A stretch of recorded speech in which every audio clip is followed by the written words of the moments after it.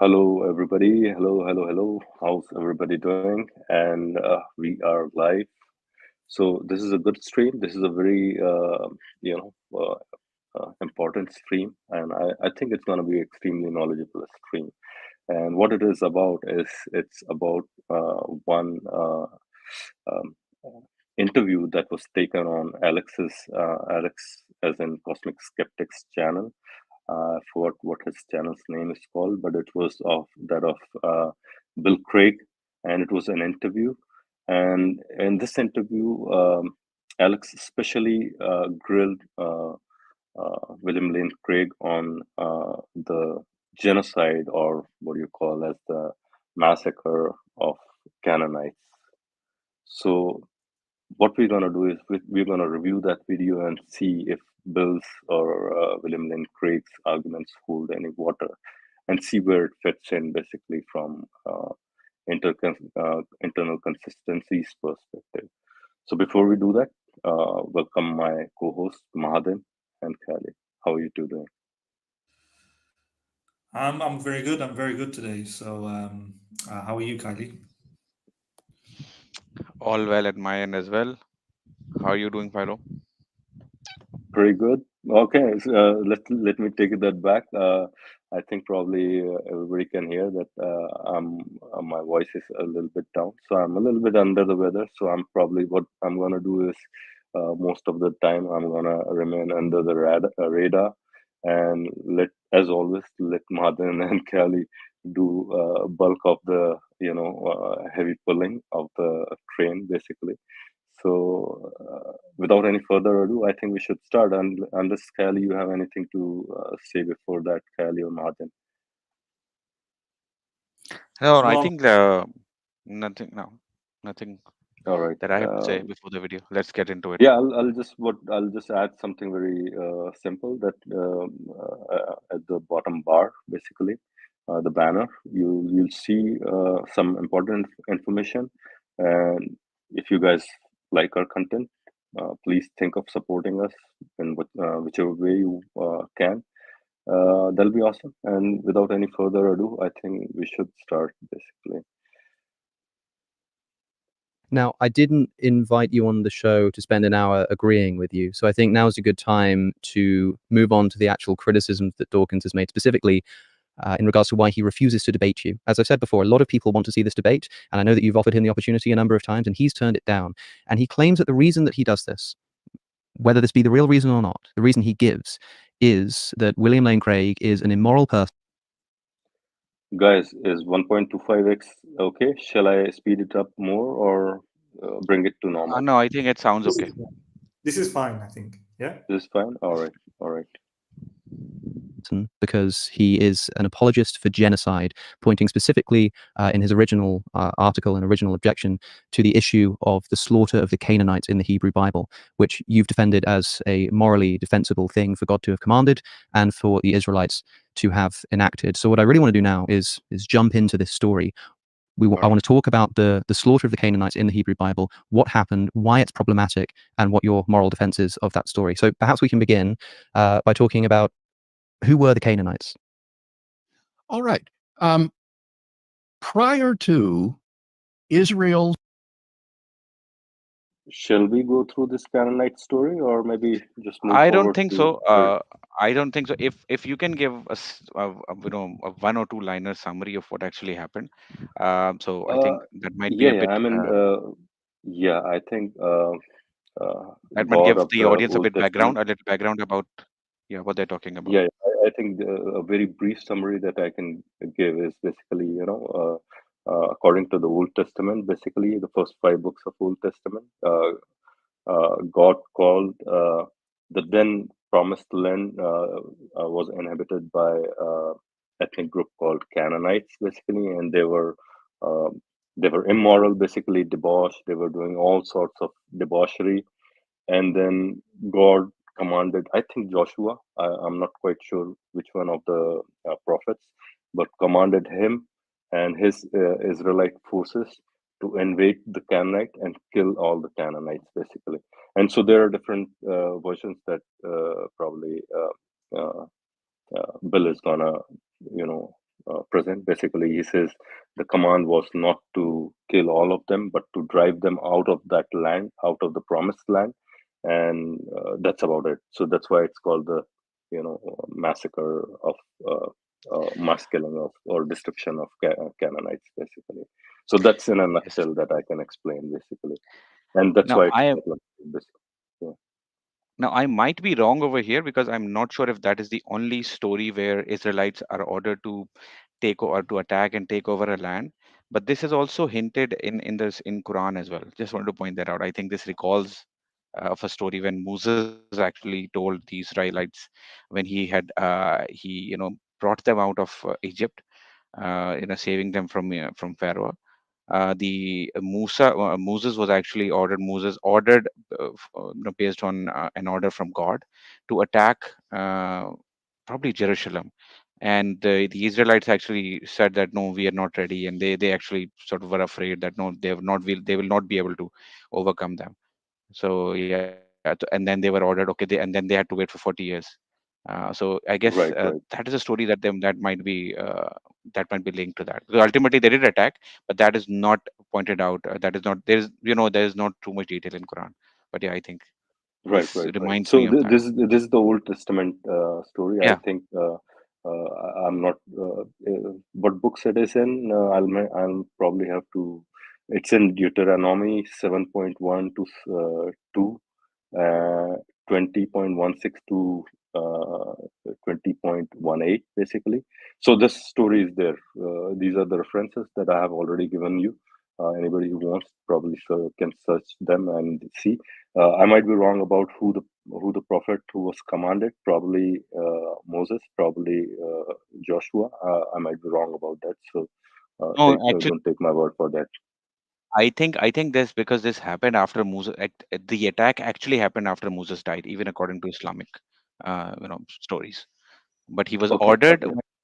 but they did not actually attack because the Israelites actually defied.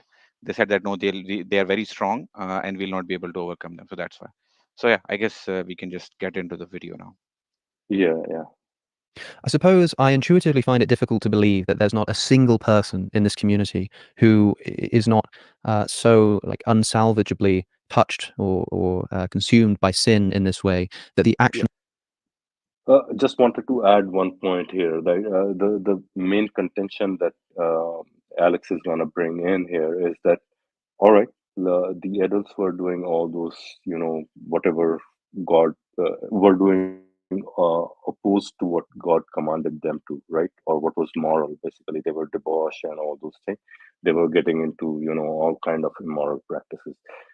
But when the Israelite army attacked, uh, almost all the adults were killed, children were killed, and livestock were killed as well, right? So the main problem, the main contention in this interview that Alex is going to raise is pretty much going to hinge around those innocents, basically, adults as well as kids, basically, right? So I just wanted to point that out.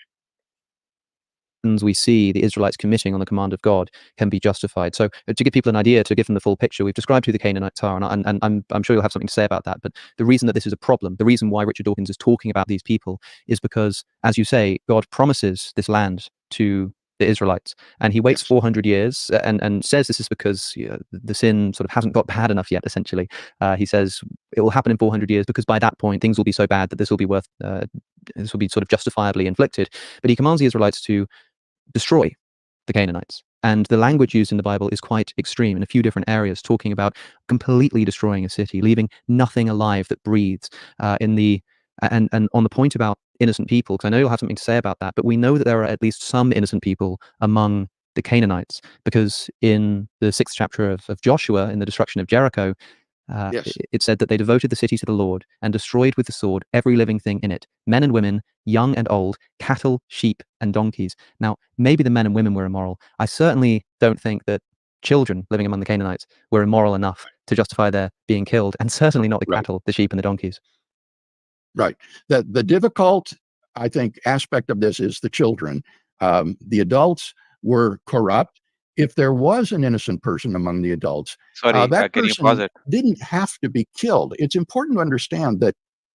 I don't want to go into too much detail, but I just want to say that he says that the difficult part is the children. I think the difficult part includes animals as well.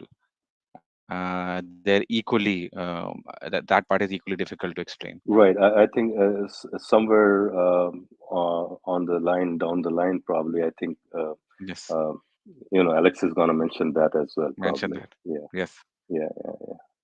just wanted to point that out. But yes, Yeah, Sure. yeah. And the other God's thing is, command is yeah, and the other thing is, just to let other people know, William Lane Craig does admit that the problem of evil, which is this sort of conversation generates, basically, or the problem of suffering, is probably the hardest, at least emotionally, problem to grapple, right? So he actually genuinely finds this difficult to explain away, and he does put a lot of effort into explain it away.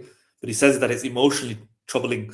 Ultimately, then says that although it's emotionally troubling, it's not yes, intellectually troubling. it's not intellectually. Yes, Yeah, he says and that.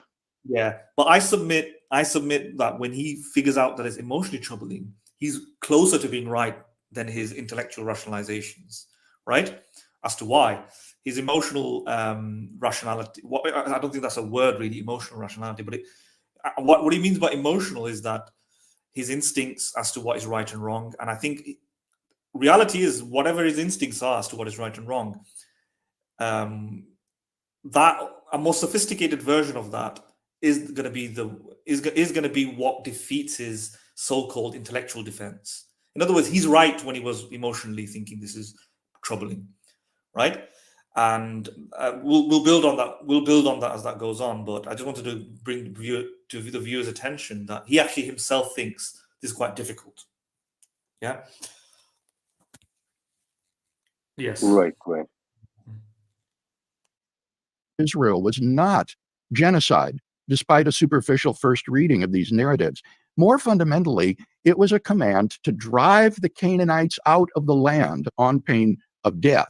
No one had to be killed if these tribes would simply retreat and flee in the face of the advancing Israeli army. It was only those who tried to stay behind and resist who were to be completely exterminated. So people didn't have to die. They weren't pursued and chased down until everyone was exterminated.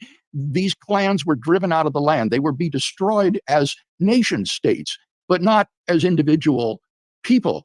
And it's important to understand that for these ancient Near Eastern people, as for modern Near Eastern people, it is the land that is so important. It is all about the land. Even today, when you go to Israel, people will talk about coming to the land. That's how they refer to it. So what God was doing was I just wanted to raise one objection, and I don't know if you guys agree with me over here. And that objection is you're thinking about an omnipotent God who can do almost everything in his power, right? And now think about this whole situation, right?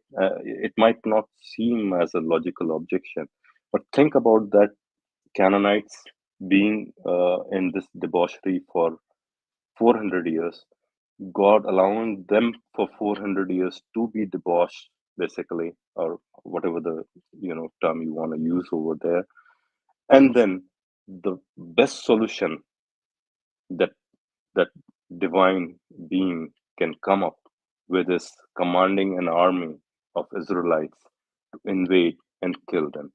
I mean, think about it. I mean, this is probably an emotional argument, but it's probably not just an emotional argument. You can think if you can come up with a better solution than this, then probably that being who has an infinite wisdom can come up with probably an infinite number of better solutions than this, basically, right? Yeah.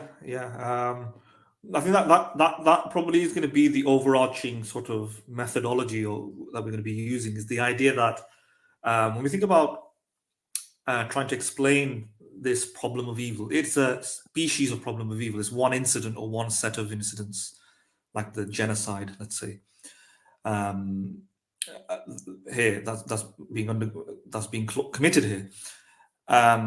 we should think about it in not in the sense of what a limited person, a finite person, is doing, but on a person in the sense that what an unlimited, infinitely powerful person that supposedly has characteristics of goodness, which goodness, this term goodness, is attached to other attributes such as love, compassion, Yes, fairness, mercy, whatever all you want to good, call it. right, Yeah. right, right. And so it's when you say good, it might sound vague, but the goodness literally means here all of these other axioms, these are the virtues that are built into the definition of God that William Lane Craig concedes. And most Christians would also agree that their God is a God of goodness, which is again translated to fairness, translated to just and justness, which is and then compassion, and you generally get a common sense understanding of morals here, a common sense understanding of what ethics is predicated and built into the definition of God. But in addition to that, God is this super powerful being with infinite power, and he can do almost anything that's logically possible. So when you keep that in mind, now, yeah, and I don't think what what you said here is emotional or not a logical argument. In fact, it is. It's coming from an emotional place, but that does not mean you can't make a logical argument, which it is, because when you start off with these characteristics, then you need to ask. It's a simple case of, does it fit the world? You have an infinitely powerful ethical being, love, compassion, all this, unless the Christian disputes this, but most Christians won't, and I don't think Bill Craig does either. Then Right, right. is that reconcilable with that the God had to, in order to do the most compassionate thing in the just way, in the fairest way, he had to allow for this XYZ set of atrocities? Well, the simple answer is that if you're an infinitely powerful being, you could have avoided that and designed the world in a different way so that these things don't have to happen, right? And it's logically possible to have a world where these things don't have to happen. In fact, the the original reasons, the original motivation as to why God has to intervene did not have to happen in the first place for him to intervene. In other words, he created a mess that he had to correct with another He mess. wanted to make a better world, basically. Yes, and he You could have. see the point. The Yeah. intention was to make a better world by eliminating Canaanites, right? Yes. So he could have done that without going through this whole shebang, basically, that he Actually, Yeah. wants. Yeah. Yes. Go on, Philip. Go on, Kylie. yes. I mean, yeah, I mean, just what you said at the end.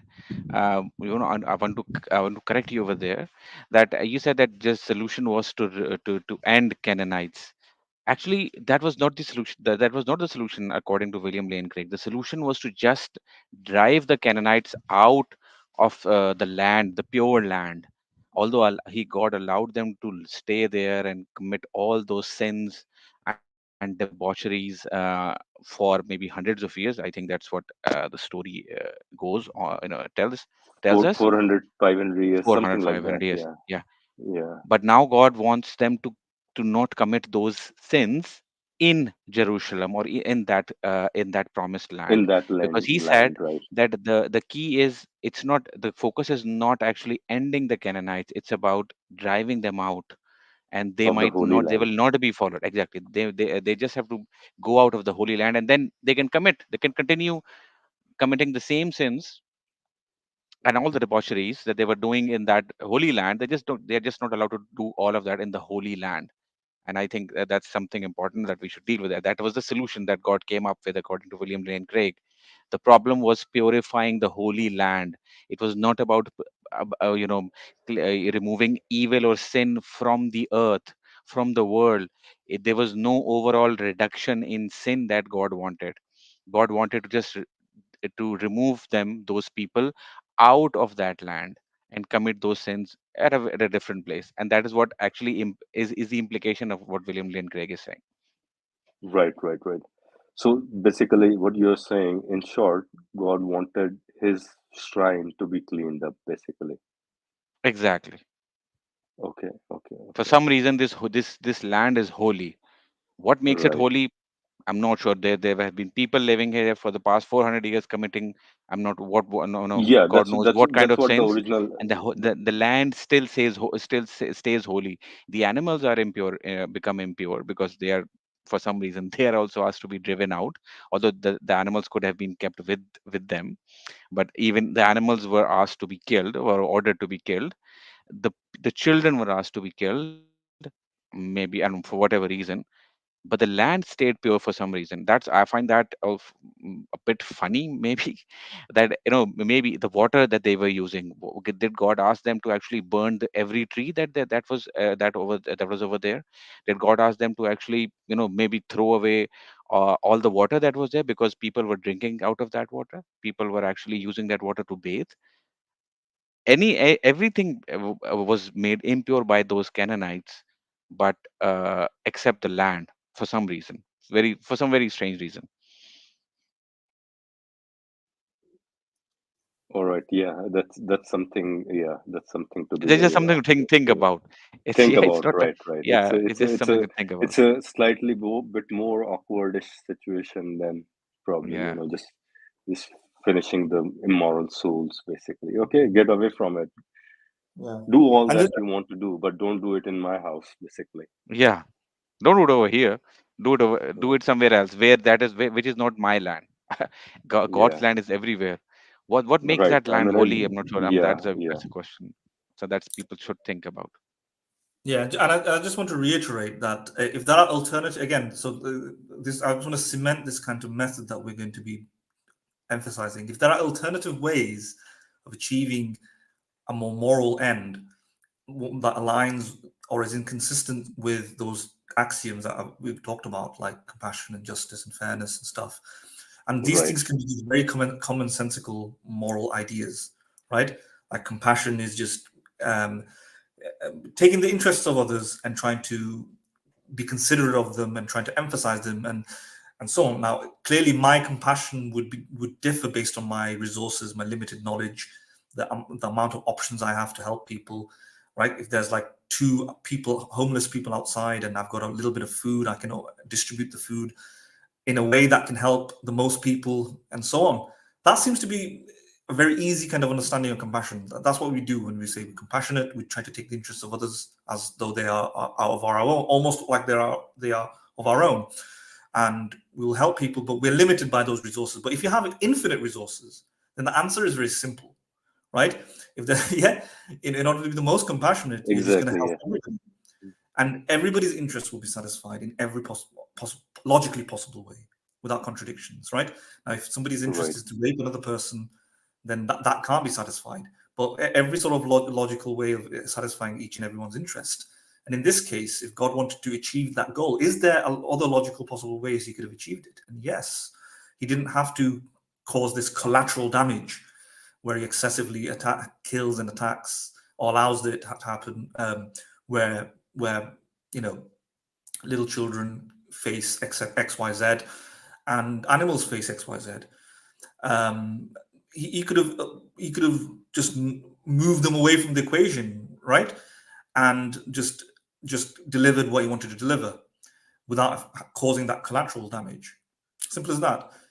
Yeah, And I mean, yeah, exactly, Madan. Just the same thought that occurred to me, that if the goal was to, as Callie said, just drive them away, and as even we heard Craig mentioning, right, and Callie rightly pointed to us, if the motive was just to move them away from that land, there would have been still many thousand ways of doing that without causing a you know, single bodily harm, pretty much, right?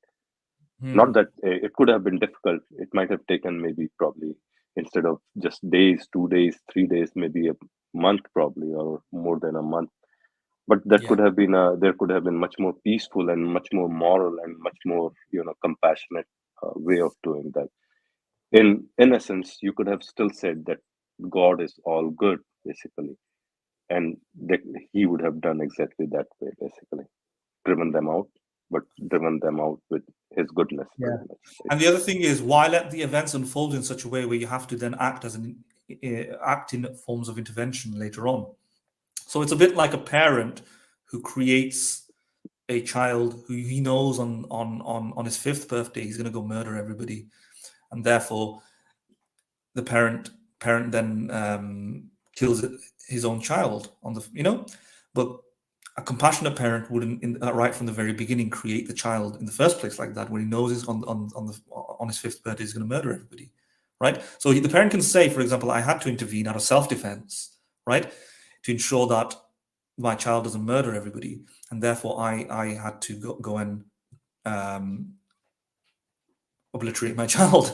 Yeah, Right, you right. can say that, No, but even you can take this even a step further back. Maybe yeah. before the conception, even when the sperm and eggs are meeting, if you could somehow find out through DNA study or something that you would have probably a disturbed child who's gonna That's be a exactly what I mean. serial Yeah. killer or So something. Yeah.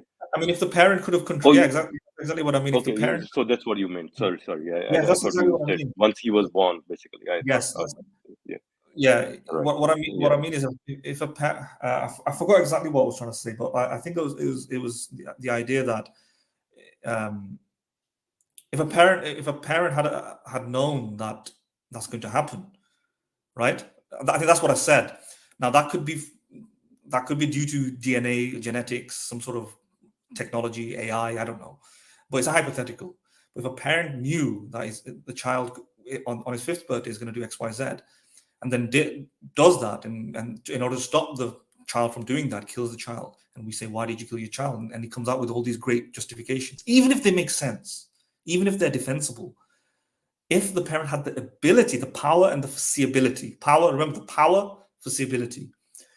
If he had a head start, the parent, to foresee and had the power to stop these events from occurring, and not only stop, but or not create, which is power to not create a chain of events that would lead to the 5th birthday, which would result in this sort of massacre that the child would do. Then the defense dissolves away. The question is, then why did you create that particular child? If you had the power to stop it, and if you had the power to create an alternative child, a different one, where that story, that narrative, that chain of events would have never have unfolded in the first place. So Bill Craig is being a bit too late here by being very microscopic in taking into account the details of these very local events in this tiny slice of time, whilst missing the big picture, which is that God did not have to create a chain of events where in the end he had to intervene to fix his problem.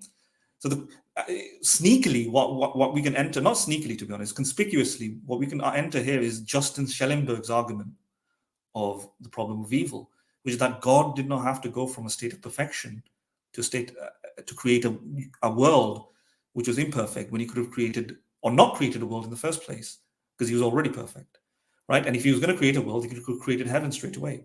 He did not, and in between heaven and this finite world, there's an infinite number of different types of worlds that he could have created, where the Canaanites and this situation, this historical time period and the events within it did not have to unfold in this way, in which he had to come and intervene. And so Bill Craig is not looking at the total picture here, basically, where God would not do this, or basically a being that has compassion and all this stuff. Again, remember, power, foreseeability, compassion means that you have alternative choices, and you could have created better universes where this didn't have to happen. Simple as that. Yeah. Yeah, Mahadev. Yes, that's good. Kelly, you want to add something to it?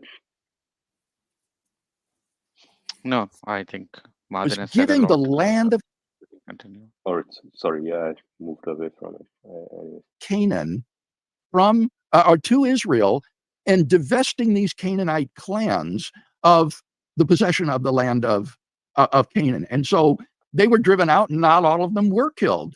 Later in the narratives in the Pentateuch, you find Canaanites still about. Yeah. So they weren't all killed. If I may, on this point that we've got to so far, firstly, this idea that, well, not everybody's killed because they're given the opportunity to leave their land. They're given the opportunity to be driven out. It's only if they stay and resist that they get killed. And the way you just cashed that out is by saying, so they had a decision and didn't have to die. It seems to me that of course, you're going to understand this as something that God has commanded. So whatever the reason may be, it must be the morally right thing to do. However, from my perspective, what I'm seeing here is a foreign nation approaching the native inhabitants of land which they believe is their own, saying, you need to leave. And when they refuse, killing them, and then saying, well, look, I gave you a choice, didn't I? Because you could have just left. I mean, that in other words, doesn't seem like much of a defense to me. Right. We were talking about whether or not the Canaanites were corrupt and whether or not this was an act of divine judgment upon them.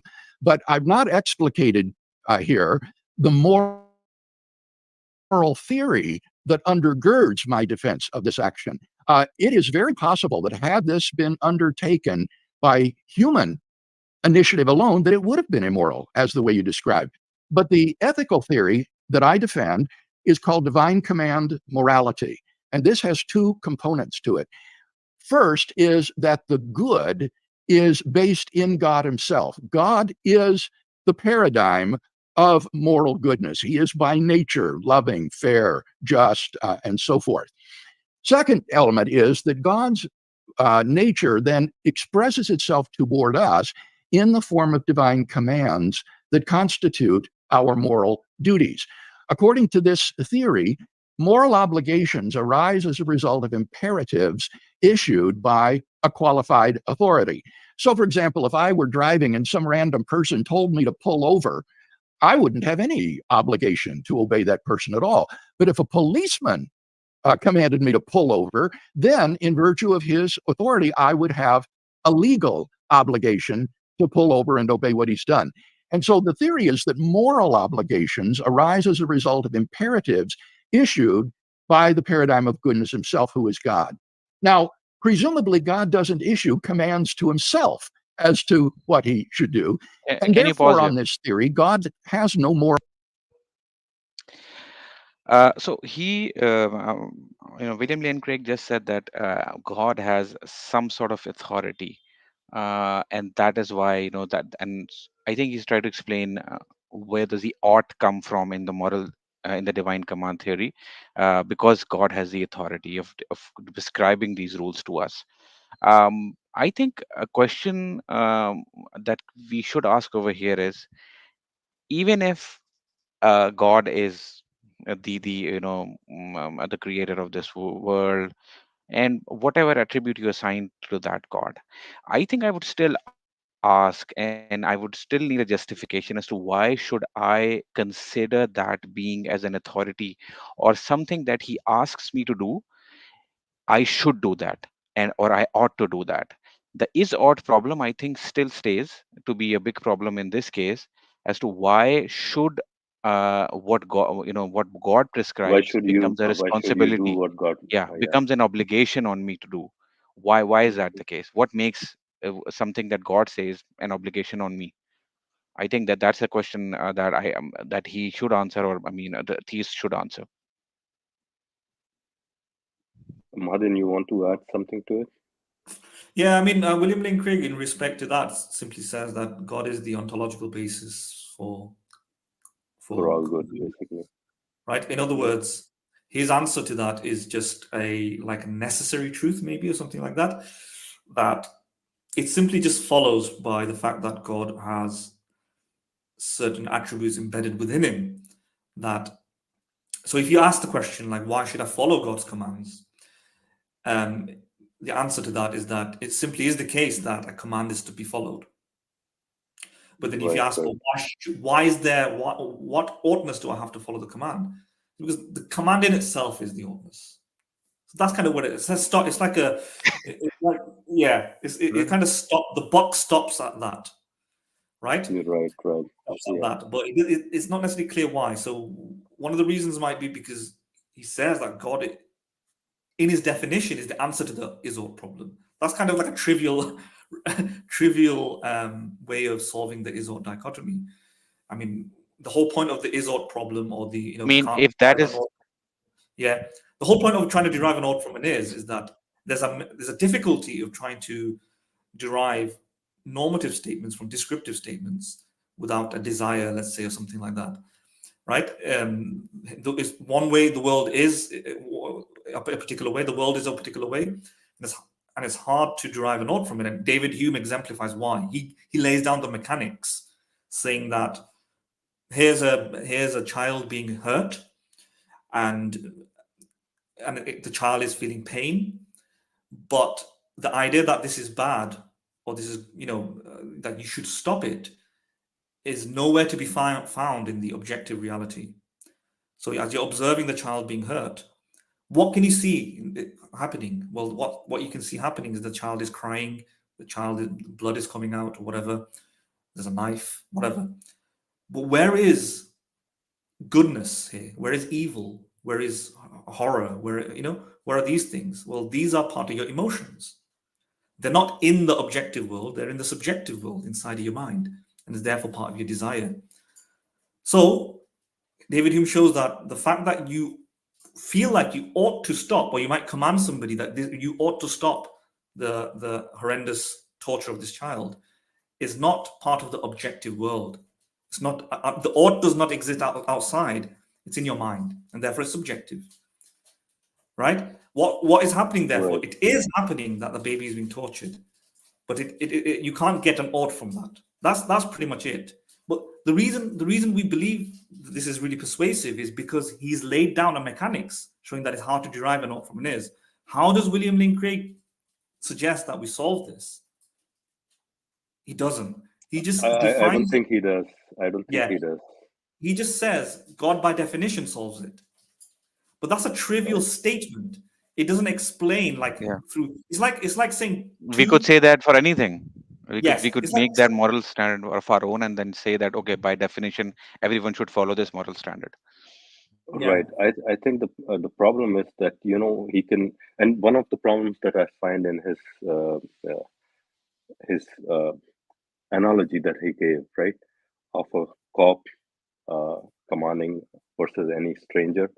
You can have a stranger deny that, but when a cop is stopping you, basically what a cop has a certain kind of character and certain rules that he himself has to follow, right? The same should You be ought applied not. to the God as well. Once you say Exactly. that God starts to ask you to do something that you think does not suit on him, and in this case that he is all good, and he commands something to do something for you to do that you think does not fit to him, you would not obey that, right? So that's kind of doesn't fit in here what Craig is saying. I think this analogy doesn't really fit basically over there. Yeah, and Craig, one minute before you continue with that. What Craig is saying is that there are two components to this. Yeah, it's not merely the fact that God commands something. It's the fact that the God commands something in line with his goodness, in line with compassion, fairness, justness. Right? So William Lane Craig would concede, Philo, if you just said a mere command is what makes something good. He's not saying that. So the police example, he would agree with that. If the policeman said something contrary to those characteristics, well, in his world, it has to be in line with God's morality. If the policeman breached something that is not in line with God's morality, then the policeman's commands are not worthy of being followed. Whereas if the policeman is saying something that's moral, then it is. So it's completely consistent. Sorry, can you repeat last sentence? If the policeman is saying? If the policeman is saying something that is inconsistent with divine morality, let's say, right? Mm-hmm. Or morality, whatever the objective morality is, under William Lane Craig's world, the policeman cannot say something that is contrary to God's morality, right? By so definition. Yes. So he has to say things He that cannot. are, yeah. So he would agree with you. William Lane Craig will agree with you that the mere fact that the policeman is commanding something doesn't make something moral. It's the fact that it is consistent with God's divine goodness, right? And the fact that he's commanding something. And it's the same thing for God. The mere fact that God is commanding something is not what making it moral. There's two components. Maybe there's more components, but the two main components in relevance here, which is that he is commanding something and his command imperatives ought to be followed, but also because God is goodness, and goodness boils down to fairness, love, compassion. right? If God didn't have those characteristics, of God was different, maybe then the command imperative ought not be followed. So it's a combination of these things that is saying the Right. command. I agree. I agree with those 2 points. I'm saying, but what if Mhm. your understanding of those things doesn't fit in with your understanding of goodness of him, basically? What if that happens? Now, in case of God, William Lane Craig would say that because that uh, if I'm using that policeman analogy, he would say that in that case, if you think that the what policeman is asking you to do is not actually the right thing, or that is not in line with law, William Lane Craig would say, well, actually, in that case, you will. What would be the case is that you are not aware of the law. It would be your ignorance of the law. The policeman, by So definition, you are in ignorant, his case, basically, right? Okay. yeah, yeah. So he would would appeal to what you'd call moral. What's that? I don't know the word, Practical but theism. yeah, yeah, exactly. So yeah, so his skeptical theism. So he would argue that the policeman knows the law actually, and he can never, by definition, ask you to do something against the law, or that goes against the law. And therefore, if you think that what he's asking you to do is against the law, then it's actually your ignorance of the law, not the policeman's law command that is not in line with the law. I'm Right, saying that right, that is how he would apply that analogy. right, right, right. Okay, and that's what he would say. Yeah. Agreed, agreed. But that creates a whole cluster of problems. So if you do go down that route Exactly. and say that, first of all, God is goodness and God's goodness is fairness, but then there's some sort of contradiction between so God says he's fair, but then he's doing something that is obviously not fair, and then you may say, well, my understanding of fairness is that it should be this way, but God is doing something completely different. So he may then say, well, God has a better understanding of fairness than you. That creates so if you go down the mystery route, and I've said this before, and I've echoed it, it's become like a cliche now. If you go down the mystery route, you do end up in complete moral blackout, right? Moral So chaos, basically. yeah, well, kind of, yeah, like chaos. So there's a language gap now. Remember, we talked about the language gap, the alien issue. So it means that Right, right, definitely. concept Yeah, of, that's the problem God's now. concept of Yeah. fairness is so above ours that we can never attest to whether or not. I think I use the chaos, moral chaos, a little bit too weakly. I think moral language chaos should be proper. Yeah, yeah, Uh, yeah. And I remember, I think one of our fellow friends, Ukba, also wrote a comment maybe on the last couple of videos. He also raised this point as well. Whereas if we are if we are in total moral blackout or ignorance now, because we are ignorant, then God can just, one, make up his own morality. Two, we can never. How do we say God is fair if we can't measure fairness? So that's the language problem, right? So it's like an alien speaking in gibberish, right? And the alien says, I'm speaking at a very high proficient standard of gibberish. But no human knows how to speak this gibberish language. So how do we know that the alien is speaking to a high standard or low standard? Yeah, because we don't have the criterion to measure the alien's proficiency. We just take him at his word, right? And that's the issue here. So this is not an ontological problem. Ontologically, it's very possible that there is a being that is fair, and because of our limited imaginations, that fairness, we just can't test it, right. etc. This is an epistemic problem, basically Yeah, now. this is an epistemic In- problem. Just like there might be like ghosts that we can't see ontologically. But the epistemic problem is that we can never verify or deny it because we don't know how to. If we can't see it, if it's beyond our senses, then we're in total ignorance, and it's an epistemic problem. So William Lane Craig creates an epistemic problem where we can never therefore say God is actually moral, and therefore the problem, I would submit, the problem of evil will stand here. Reason being, the two ways to the problem of evil is effective here.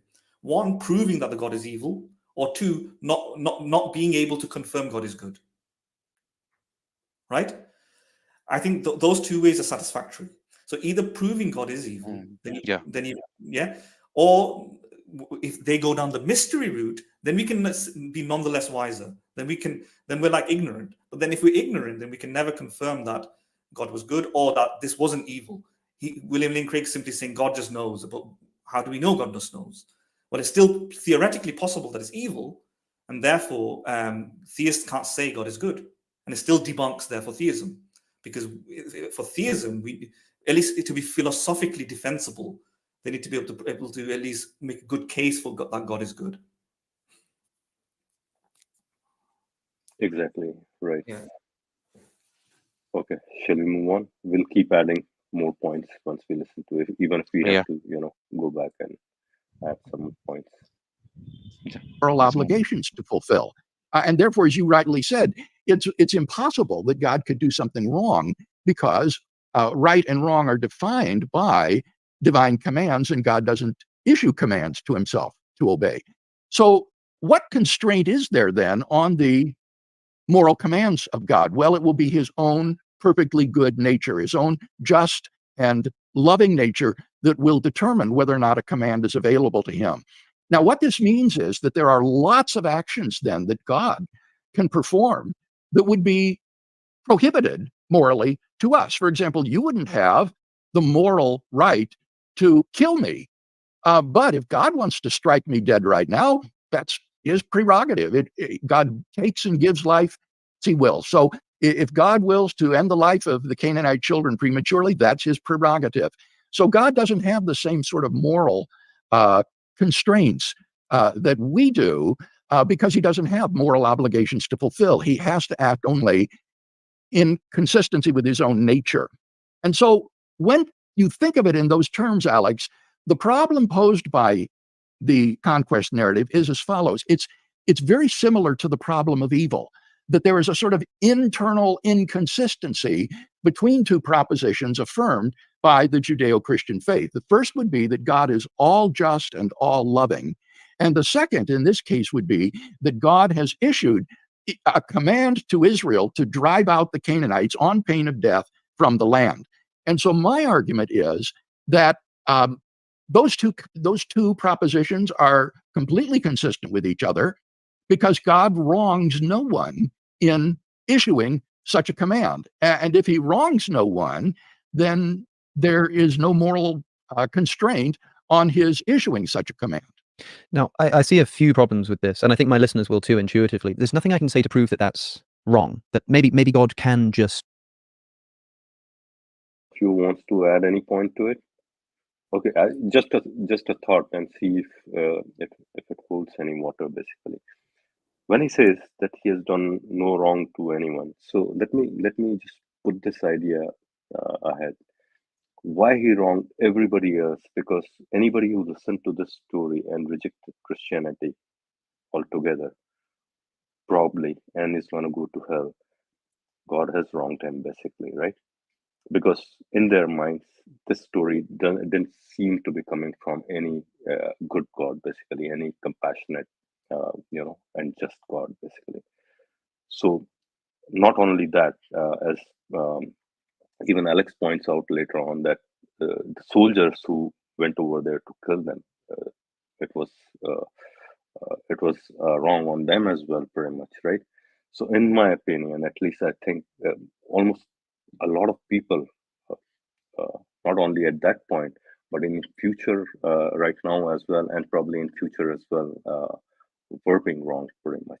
Because if they're not everybody is as intellectually capable as William Lane Craig to read that story and say, oh no, these were the justifications, these are the philosophical arguments, and that's how God wanted it to do, basically.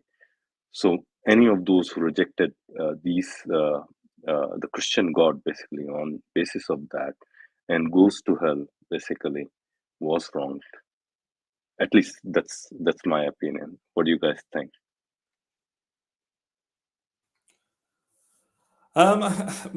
So William Lane Craig's argument is the idea that God can't do anything wrong. So it'll just be the case that by definition, we just don't know the reasons exactly. It's not clear and accessible to us simply because he's such a superior Right. No, I mean, he asked the question, who was wrong, basically, and that's the response to that question, basically. So in this story, let's just take this story in its isolatedness, basically, right? And see, I mean, he created a definitional boundary which you can't just breach, basically, right? Yeah, that's what I'm saying. So he's trying to say that there'll be is an internal consistency between the definition of God and the events that unfolded, right? So it's not consistent for God to create these sort of events.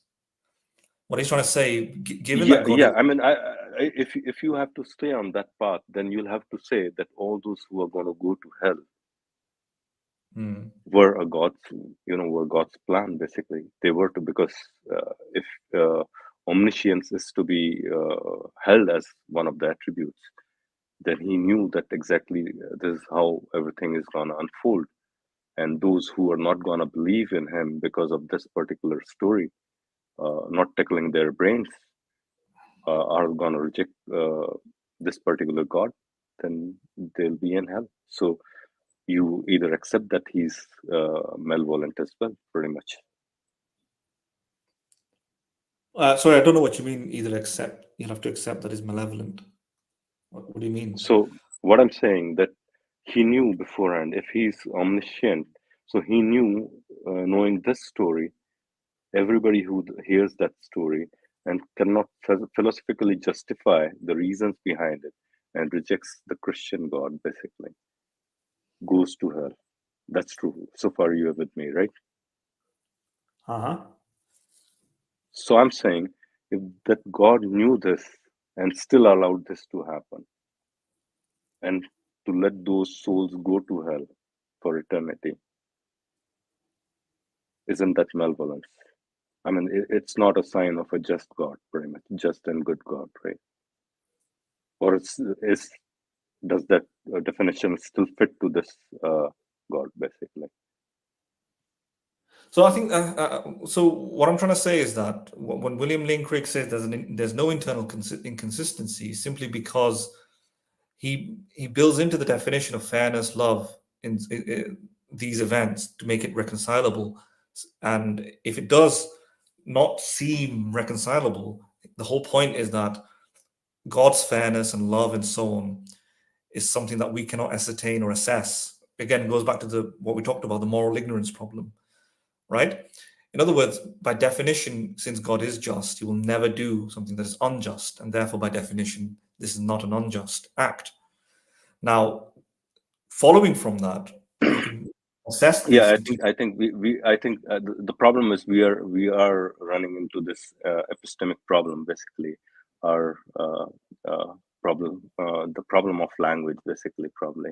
That's the barrier here, I think, right? I mean, there's no way we can judge, God on the basis of our understanding, basically. He has definitionally isolated God to a level where we can't even question him, pretty much, right? Yeah, but That's what you are pointing to. Yeah, I think that this is called that. This catches theists who make this sort of argument in a bind. Both routes are problematic, so we don't need to be hard committed to either or. Whether we can understand and assess epistemically God's love and assess whether or not it's internally consistent or not, or whether or not we can't assess it. Both are problems. If we can assess it, then clearly this is not love. There is an internal inconsistency, and therefore the problem of evil succeeds. Yeah, that's what I'm posing here. That let's see whether, let's say, assuming that we can assess, right? Yeah. That's So that's how I'm arguing here, right? Let me just finish this part, because what I'm trying to say is that Sure. both options are difficult, right? So either we can assess it, because they're caught in a bind. Either we can assess it. So let's call it the strong problem of evil and versus the weak problem of evil, right? The strong problem of evil demonstrate that there is an internal consistency. The weak problem of evil demonstrate that theists can't reconcile this evil properly, right? Both are successful objections from the point of the atheist, right? So the strong problem of evil is that, yes, we can actually assess that so there's an internal consistency. God is supposed to be loving, but there's a genocide. And God is supposed to be all-powerful, but there's a genocide. All-powerful, all-loving God can do alternative things and not a genocide. Therefore, God does not exist. That's the strong problem of evil. But then, if William Lane Craig says it's always the case that God, a loving God, would not command something that is unjust, and therefore, by definition, even a genocide is just. And you might think, oh, but our understanding of fairness, love, how do I can't make this consistent with the genocide? Well, that's problem with you, your ignorance. God's understanding of love and just, and it is not arbitrary. This is actual love, actual fairness. Had you had the brain of God, had the capacities of God, you would understand that this was actually the most loving thing, right? If we go down that route, then we're stuck with the weak problem of evil, in which the language problem arises. Then you can make the objection that, all right, since we don't have the brain of God, since we can't assess God, that means we can never determine whether God actually is moral, right? Because God's morality is far beyond us. So when God says that this is loving, since our concept of love doesn't map onto what God says is loving, well, how do we know he's actually loving? It's an epistemic problem. It could be just gibberish, basically. Yeah. It could just it could be also, it is gibberish. In fact, it is gibberish. When I say gibberish, it means it's incoherent, right? Because when I say love, I have all these, from my human understanding, I have all these ideas about love, right? Like I have to show affection, take interest of people, care for people. But when God says love, he's thinking genocide, right? or when God says love, he's saying that he has a different definition. Let them out of this land. That's my love. Well, what I mean is, soon as you say, when he appeals to Bill Craig appeals to ignorance, he's saying his definition. We cannot assess this definition of love. Right. But then what? So initially, we have a definition of love, but God's definition of love is opaque, empty, and has no meaning. It's blank, right? It's this black category. It's this undefined category, right? And we can't measure it. So there's an epistemic gap. So it is indeed gibberish because it's incoherent. So either love makes sense, and therefore we can measure God, and therefore the strong problem of evil succeeds, where God's attributes are inconsistent with the state of affairs of the world, or the weak problem of evil succeeds, in which God's characteristics are entirely opaque, but William Lane Craig simply says that they're consistent with the world, right? Now, William Lane Craig says that that is completely consistent because, by definition, his attributes ensure that the world is also created in a way that is consistent with his attributes. But we would be in an epistemic blind spot here, because we can never measure whether that's actually happening, right? So when God says God is loving and he allows genocide, let's say, he's saying that we don't know what love means, but this is somehow consistent with genocide. But how do we go around? Right. I think totally agree with that point. Yes. Yeah. So the weak problem of evil here is the idea that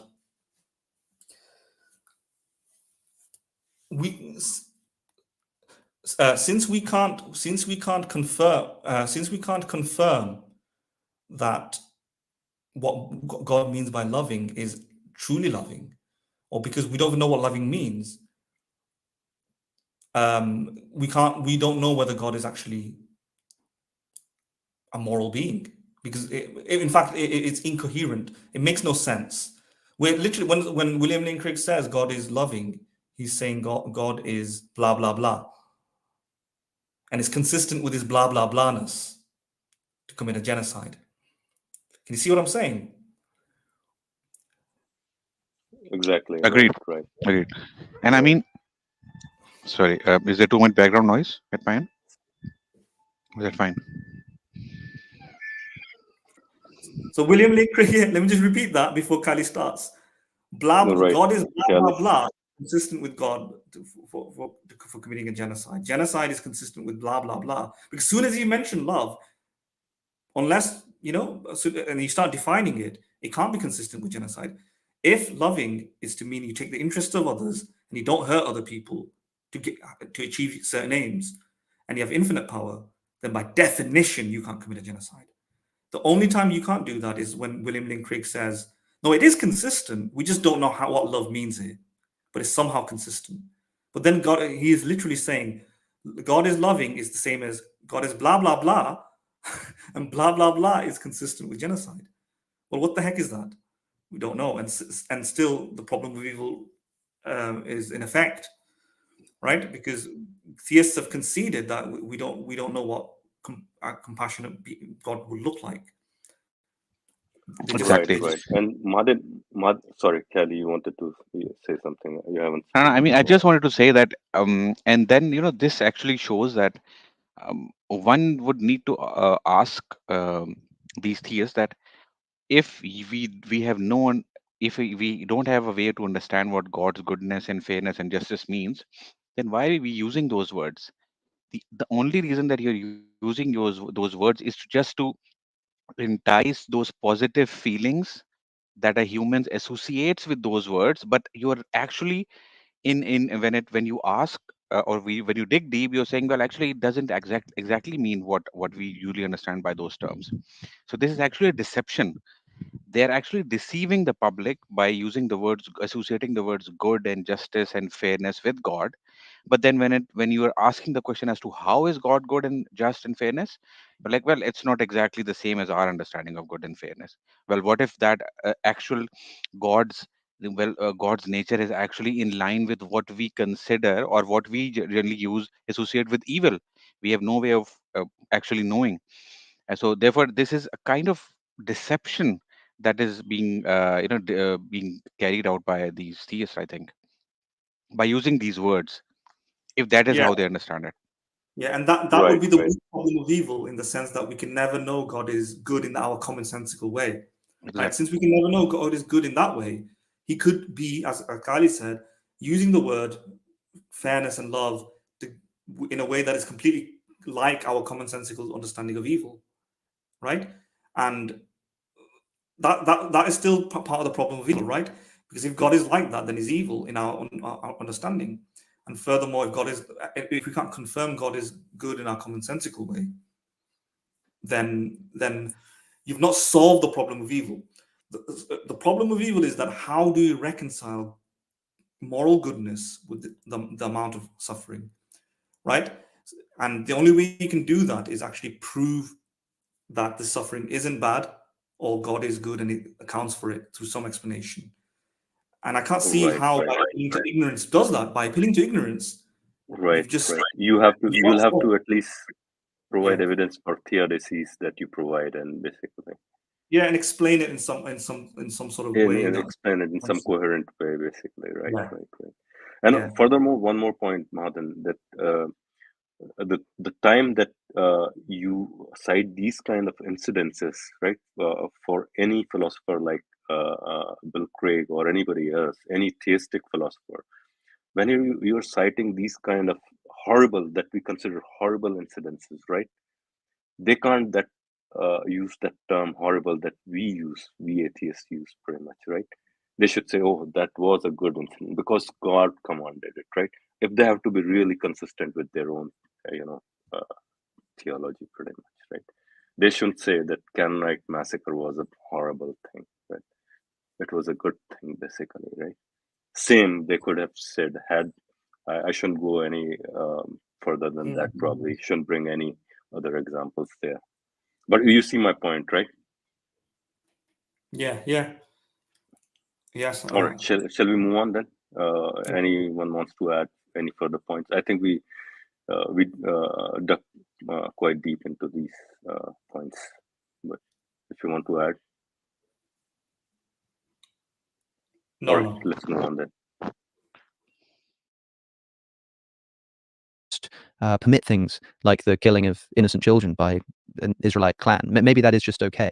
But the problems this raises include things like this is raised by Randall Rouser. He points out that this seems to undermine our ability to trust moral intuition. In other contexts, such as in the moral argument for the existence of God, you might appeal to the fact that we all know that certain things are morally right and morally wrong. And we sort of use that feeling to say that there must be some objective element of morality in the universe, and we use that to construct an argument for the existence of God.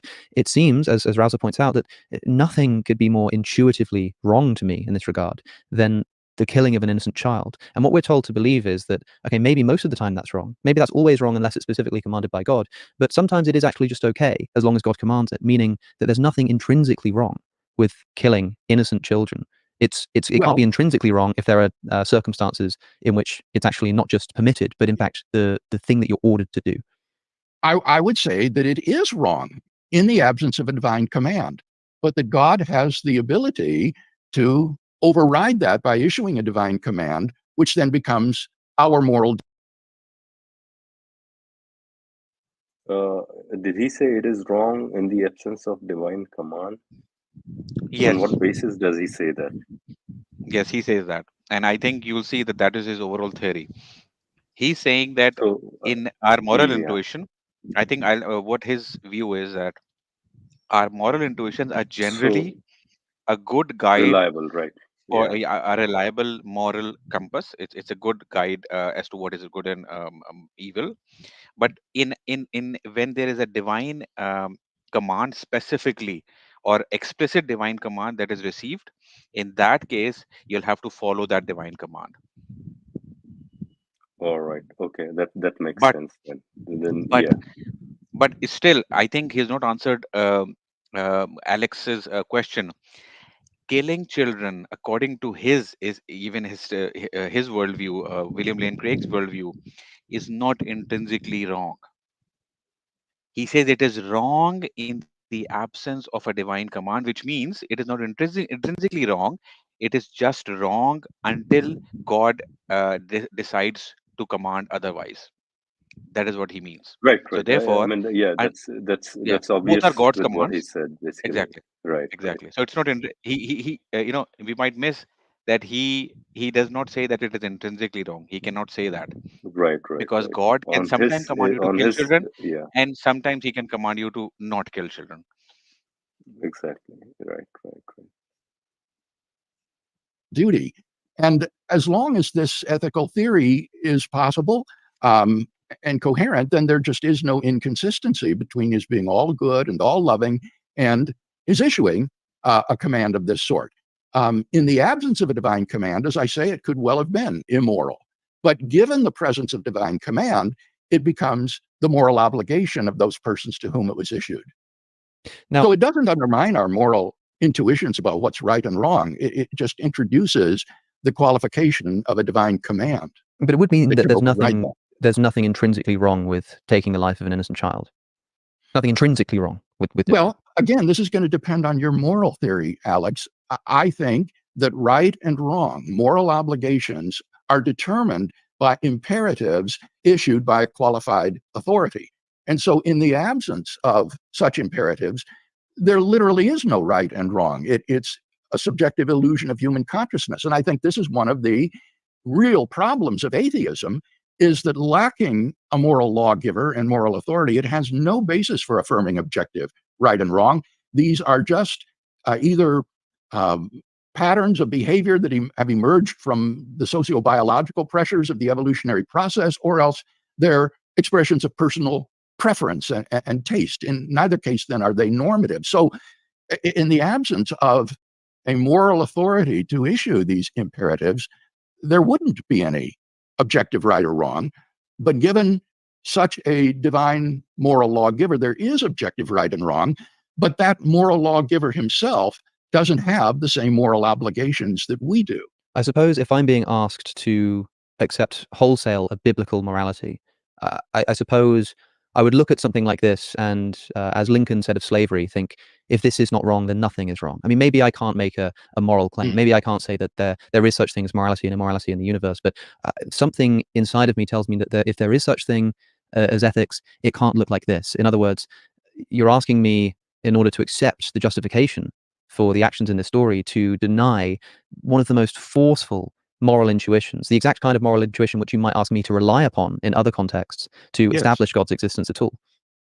Yes, and as I say, I affirm that moral intuition. If these actions had been undertaken in the absence of a divine command, it would be objectively wrong.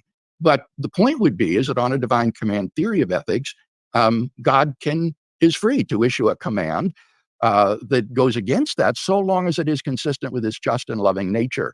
And so the burden here would be to show that in issuing this command, God does something that contradicts his perfectly just and loving nature. And my argument is that that's very difficult to show because he doesn't wrong anyone, I think, in this. In particular, the Can you pause difficult it over here? case here is the children. And what I would Because I say think, is, yeah, because I think he'll start a new point over here. I have 2 points here to raise. One is, if a person who believes um, William Lane Craig's worldview, if he has that worldview of or he follows that moral understanding, that moral intuitions are generally a good guide, but sometimes if in the presence of a specific divine command, God could command us to go against our moral intuitions. My question then would be, how can a person, given this theory, declare anyone or anyone's action evil? Because you could, or that person, maybe that's just a possibility. We can think of the most evil person in history. I'm not naming anyone, but let's not name anyone because there is a risk of demonetization. So let's just consider a person who has committed the most atrocious brutalities in human history. Now one could always argue, well, actually, maybe he was divinely commanded to carry out those actions and not tell anyone. He was told to do so, and he was commanded by God to do so. We can never declare him evil because maybe God commanded him to carry out all those things that were seemingly evil or bad. Maybe that was the case. And in that case, you can never declare any action on any person evil or any person evil, no matter how many evil acts that person has done. Although you could still, given that the worldly laws that we have, you could even punish him. But yet you could say that, well, these are the worldly laws that we are following to punish him. We cannot truly declare that person evil because we are not sure whether he was divinely commanded, or maybe he was. What do you think? Right, right. I think this is one problem probably even uh, sorry, Alex is gonna raise later on. Maybe he does not raise that problem, but that problem is always there. I think he brings in the point of those that 2004 case where a woman killed her own children, probably 3 children or something like that, Yes, exactly. where she thought that she was being commanded by God to carry out, you know, and she was being commanded by God basically to carry Exactly. out these But killings, even basically. in that case, she told that she thinks that Yeah, she yeah. has been I mean, divinely I'm commanded. just I'm your saying, case, yeah, yeah, I'm even builds on giving that another, basically. yeah, I'm Yeah, adding, I'm building on that and giving another possible scenario case where a basically, person a might plausible have been, case basically. exactly, where a person might have been explicitly instructed by God to not tell anyone that this is a divine command.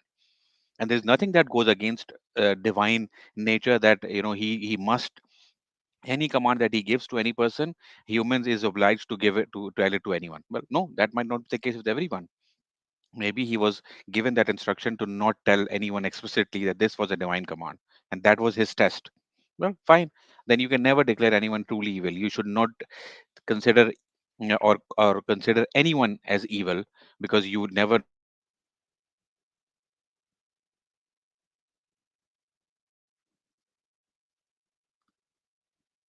command. I can't hear.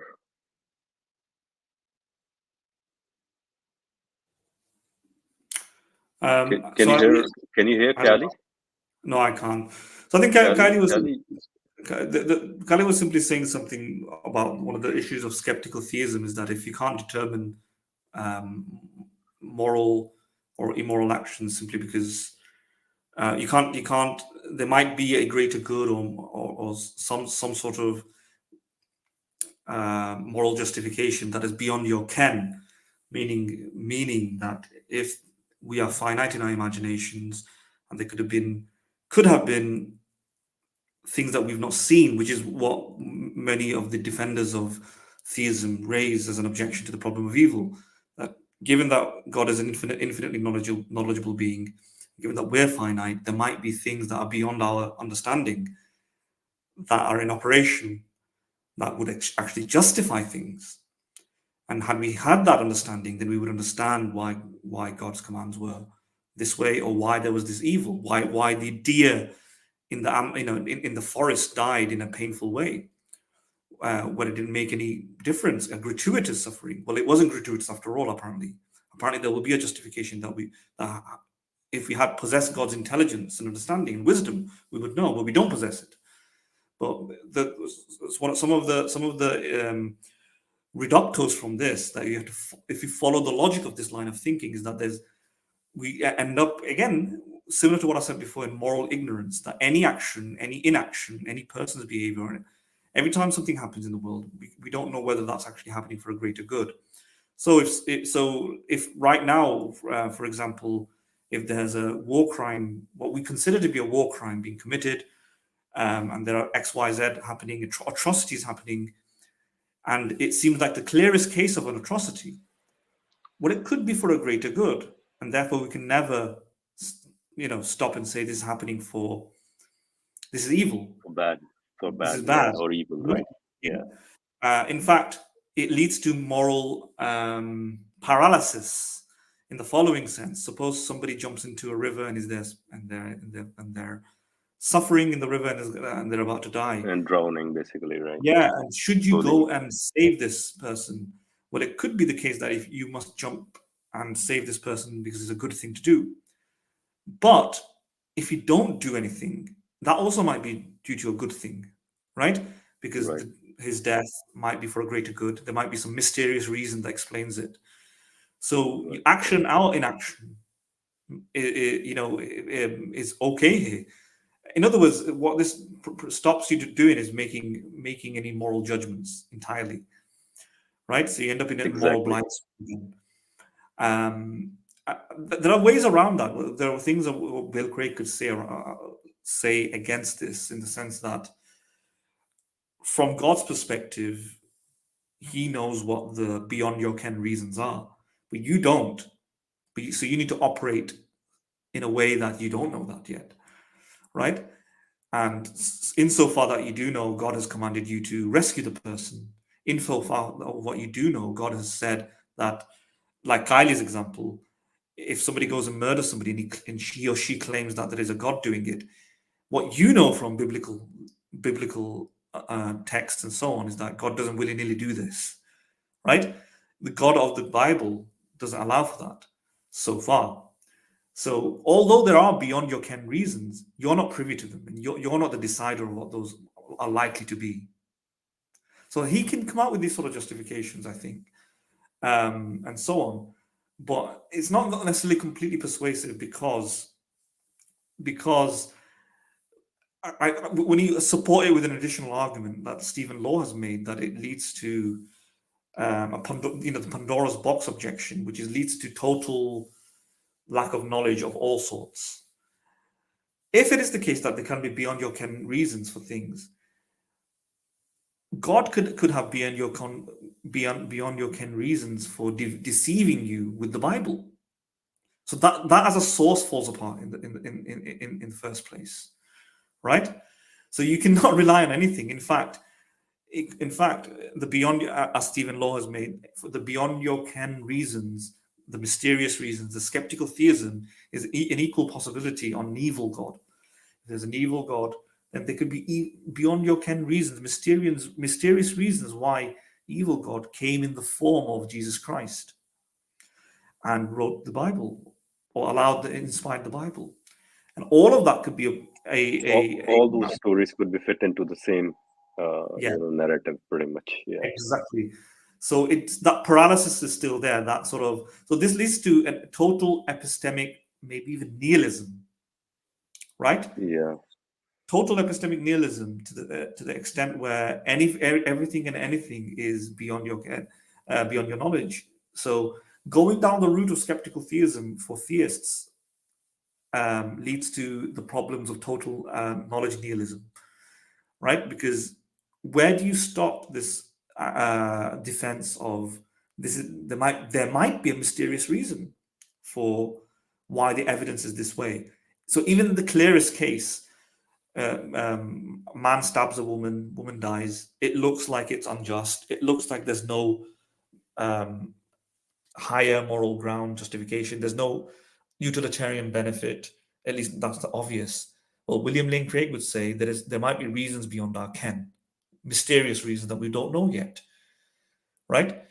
But if you go down that route, then you can say that about anything, including your senses, including science, including whether the sun, the sun is thermonuclear, including the Kalam cosmological argument, right? Yeah, once you prove in the Kalam cosmological argument, somebody might say, well, although it looks apparent that the existence of God is the conclusion of the Kalam cosmological argument, maybe there are beyond your ken reasons why it's false. Yeah, and therefore we can never conclude God exists, because there might be mysterious reasons beyond your ken. Now, what William Lane Craig might say that you can't say that is because if God exists, then we know that there's an infinite array of possibilities that are in his knowledge that you as a finite being cannot conclude, and therefore he may hold those reasons. But if Kalam, etc., you don't have the same reality for other things. But no, you do, right? The same sort of knowledge gap that we have between us and God. There's the same sort of knowledge gap you may have with that and an evil God, and to no God. You might have a knowledge gap between naturalism and yourself, right? There might be reasons due to naturalism that, natural reasons that are beyond our ken in an infinite universe, let's say, that explains everything, yeah, to satisfactory level under atheism. Right. And and if that's the case, even if William Lane Craig proves the Kalam cosmological argument, the fine-tuning argument, the moral argument, all of these things, we could still say it still might be true under naturalism, because there might be beyond your ken reasons under naturalism, because the knowledge gap between us in our fine, tiny, puny imagination and the actual reality of naturalism, the gap, means that we can never. And in philosophy, it's called I think a nauseam inference. I forgot what it's called. It's when you can make a justified inference based on the knowledge that you possess. So I can make a justified inference that when I look in my fridge, there is no milk. But I can't make a justified inference that when I look at planet Mars, that there are no aliens on there. Why? Because there's a difference of there's a gap. I've not been to Mars. I don't have any knowledge of Mars. Whilst I can conclude that there's nothing in my fridge because I've looked at the fridge cleanly, my intellectual abilities are able to determine there's nothing in the fridge. I can't conclude there's nothing on Mars because there's a knowledge gap. Yeah. So in philosophy, that sort of model is used to explain skeptical theism in the term of God, in the sense of it's God, right? But that sort of skeptical theism can be used for skeptical atheism, right? The same knowledge gap point can be made. Sorry, go on. No, you were wondering what it is called. You were right. It's called a nauseam inference. Basically, it's not there if you can't see it. Basically, something like that, right? Yes. Right. Okay. Sorry, I just wanted to say that. You wanted to finish that thought, and then.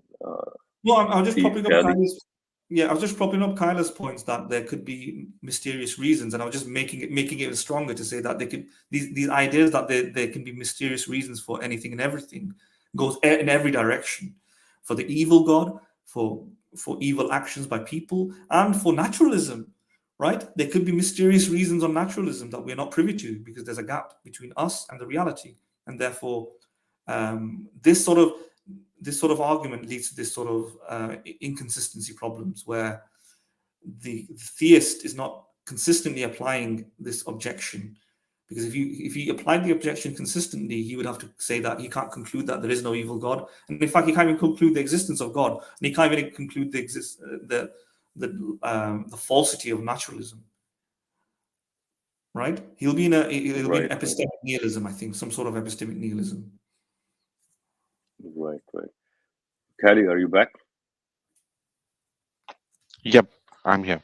All right. Yeah, you wanted to add or finish your point? Madan No, I did think Madan has yeah, explained Madan it a lot did better than finish I did. your point. Yeah, Yeah, yeah. yeah. But I think All right. another point, I'm not sure if you guys did discuss that in my absence. I'm not sure.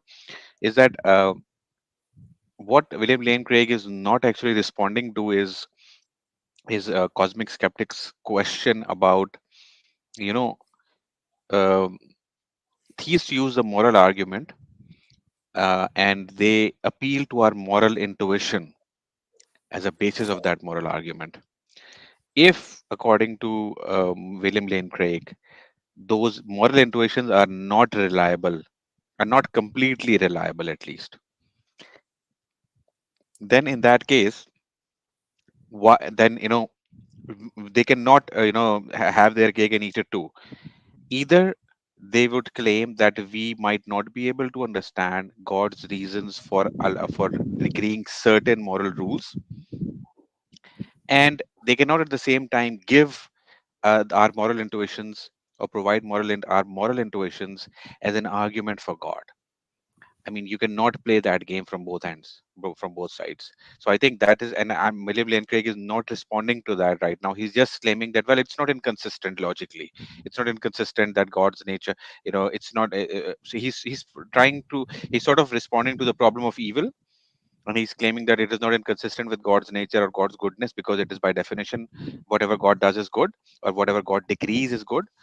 But he's not responding to the question that why then theists usually present moral argument from morality as a proof of existence of God, and whether they should stop doing that. If, or at least someone who believes in the worldview that William Lane Craig has, they should not present moral argument as an argument for existence of God. All right. Yeah, Kelly, good point. Let's welcome Ugba.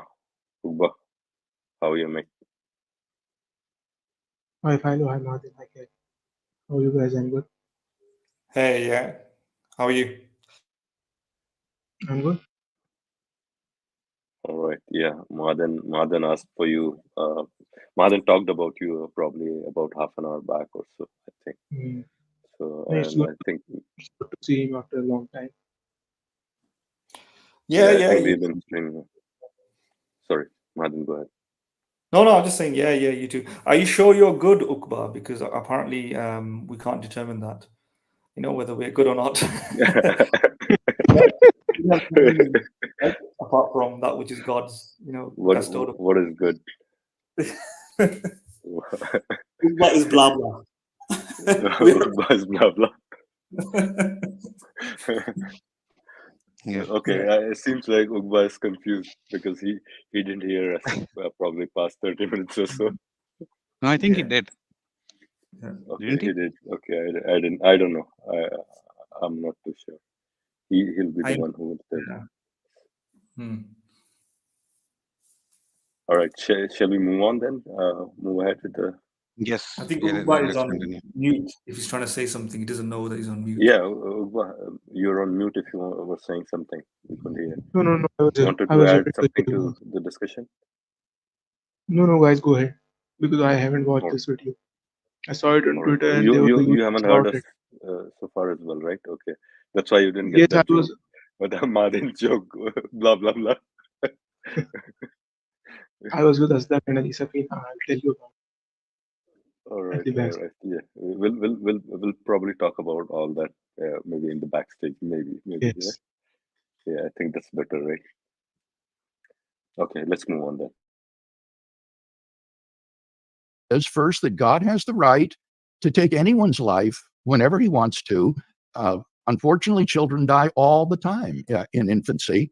And so if God wants to end the life of these Canaanite children early, prematurely, that's his prerogative. But then secondly, on my theology, these children go immediately to heaven. They go to be with God and therefore come to know a life that is more glorious and more happy than anything conceivable and certainly far better than if they had been allowed to live and be raised in such a corrupt and evil.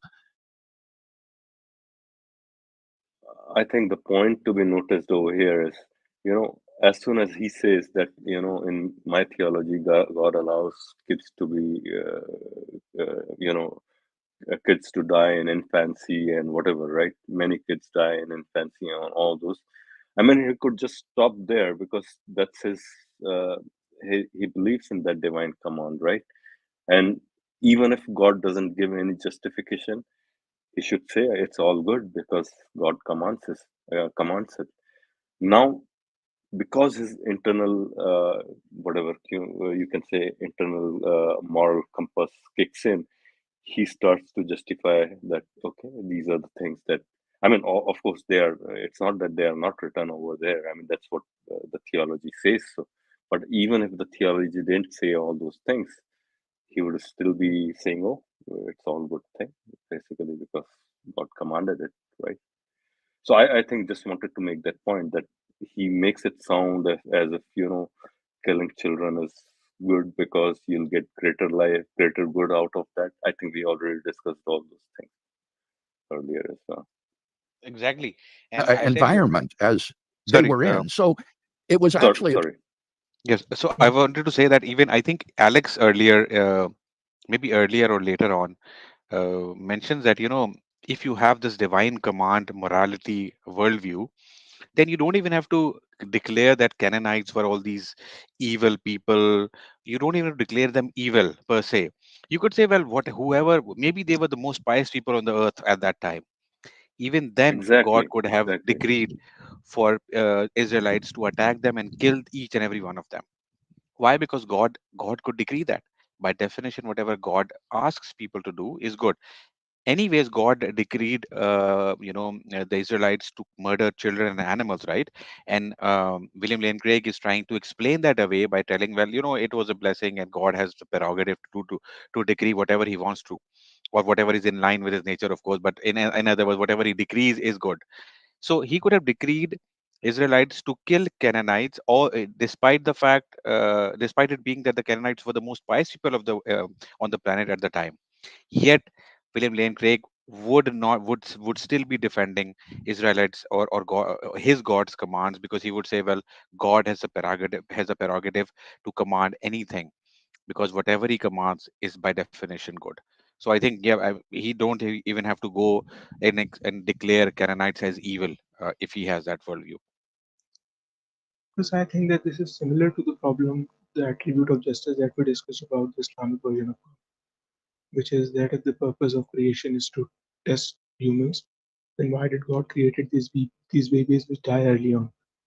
Similarly, in Christianity, if the purpose of creation is to express God's love, then why can't God just create it?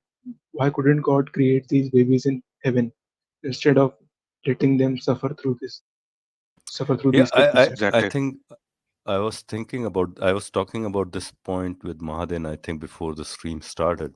And then I wasn't too sure whether the test was the primary point. The salvation was probably the primary point in Christianity, as opposed to, Islamic I think theology, one right? could ask that did they actually it was it necessary for them to go through that suffering to attain salvation? Exactly.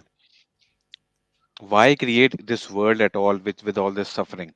If God could create beings without, he could have created the humans directly in the paradise, all not requiring salvation at all, enjoying heaven directly without going through all the suffering. Why doesn't he do that with everyone? That is a simple question.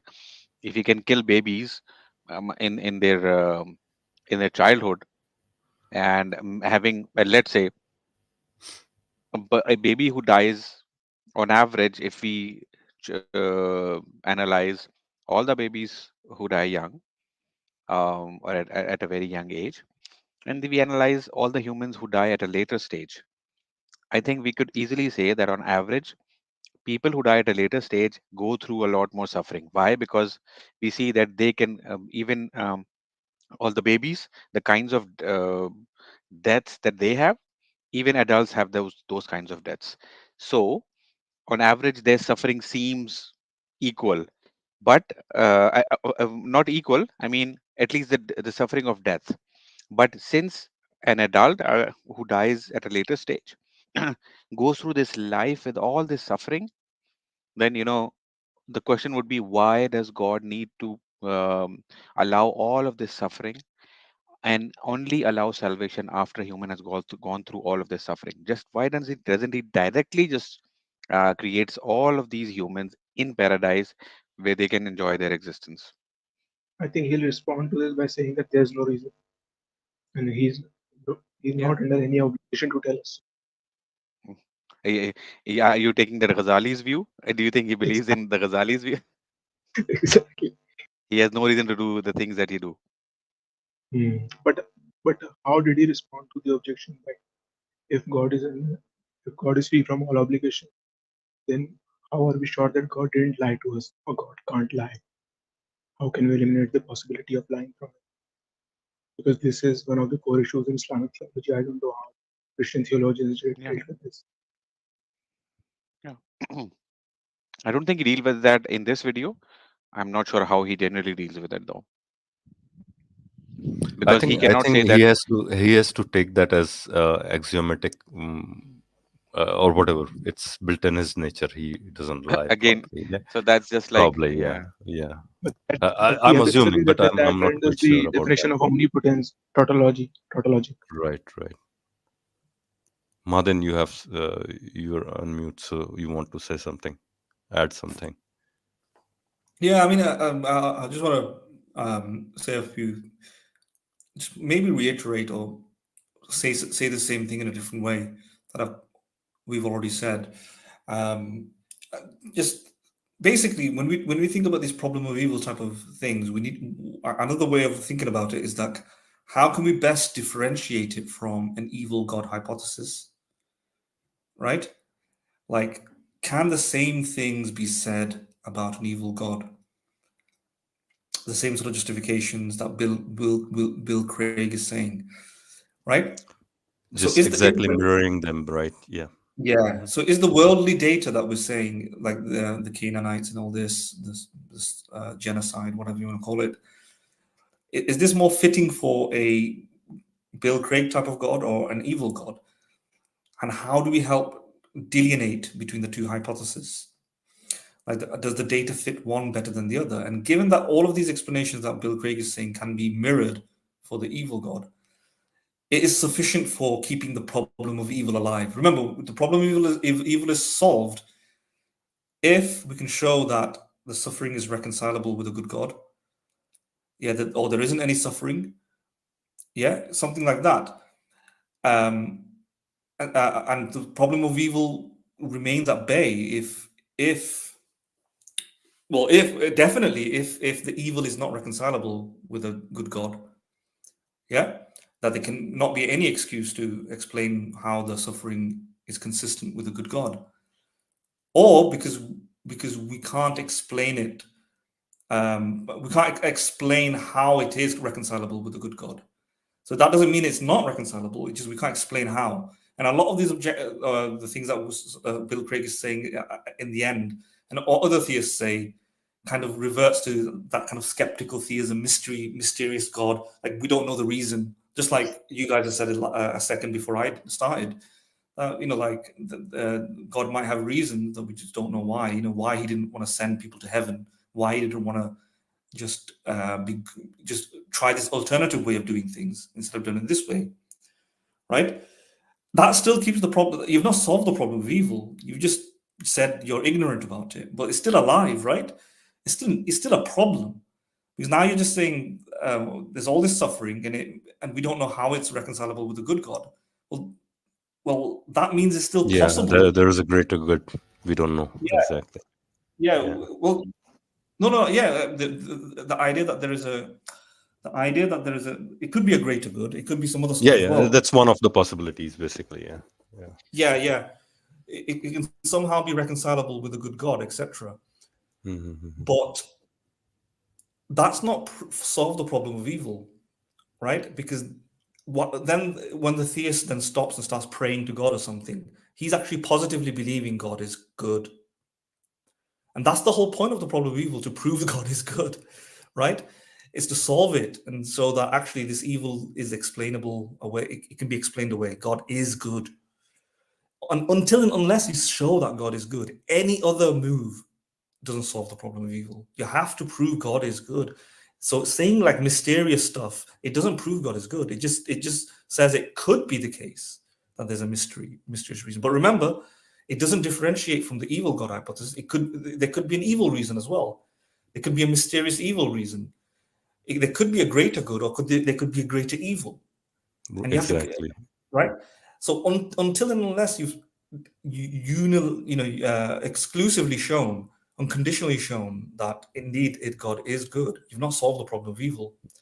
And I would say then the best, and this is kind of where the philosophical literature on this stops. It kind of stops at the best arguments stop at God, that we can't really tell. That's the best defense theists have, that all of this stuff looks evil, but there might be some mysterious reason that makes it consistent with his character, right? But that's not an positive reason showing that it is consistent with his character. It might be consistent with his character, because it might also be consistent with the evil God character. And you can't disprove the evil God, just like you're trying to say that we can't disprove a good God. And the reason we can't disprove a good God is because it might be consistent with his character, but it might not be. Then you can't similarly, in parallel, disprove an evil God. As long as that's alive, the problem of evil is still alive. And maybe theists at that point use faith to bridge the gap, but then they stop doing philosophy. Remember, we're having a philosophical discussion. If you can do it by faith, then we won't be even talk about any of this, because anything can be made up by faith. But is it intellectually defensible? And no. So I think to this day, the problem of evil has not been solved. It's not been intellectually defended by showing that God is indeed good. Yeah, unfortunately, though, theists claim that a problem of evil has been long solved and all those things, and still, yeah, I mean, it's, yeah, I think at best they've put forward potential solutions in theory. solutions, right. That's what they mean. They think they have won, but then, yeah, I mean, they have solved it, but yeah. Let me that's repeat exactly though. is what is happening. What they've put forward is theoretical solutions that might be true. That's it. That's the best that they've come. They've not solved anything. Right. Yeah. All right, let's move on.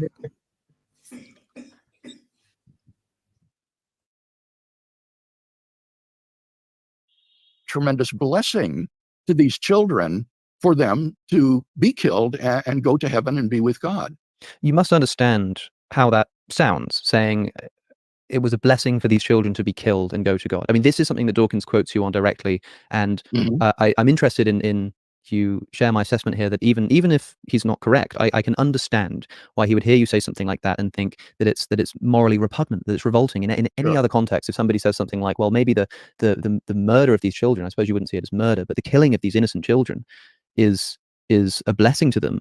It just seems again to run against our intuitions. I mean, you mentioned does it, Alex? I mean, I think it runs against our naturalistic worldview, where one doesn't believe in an afterlife.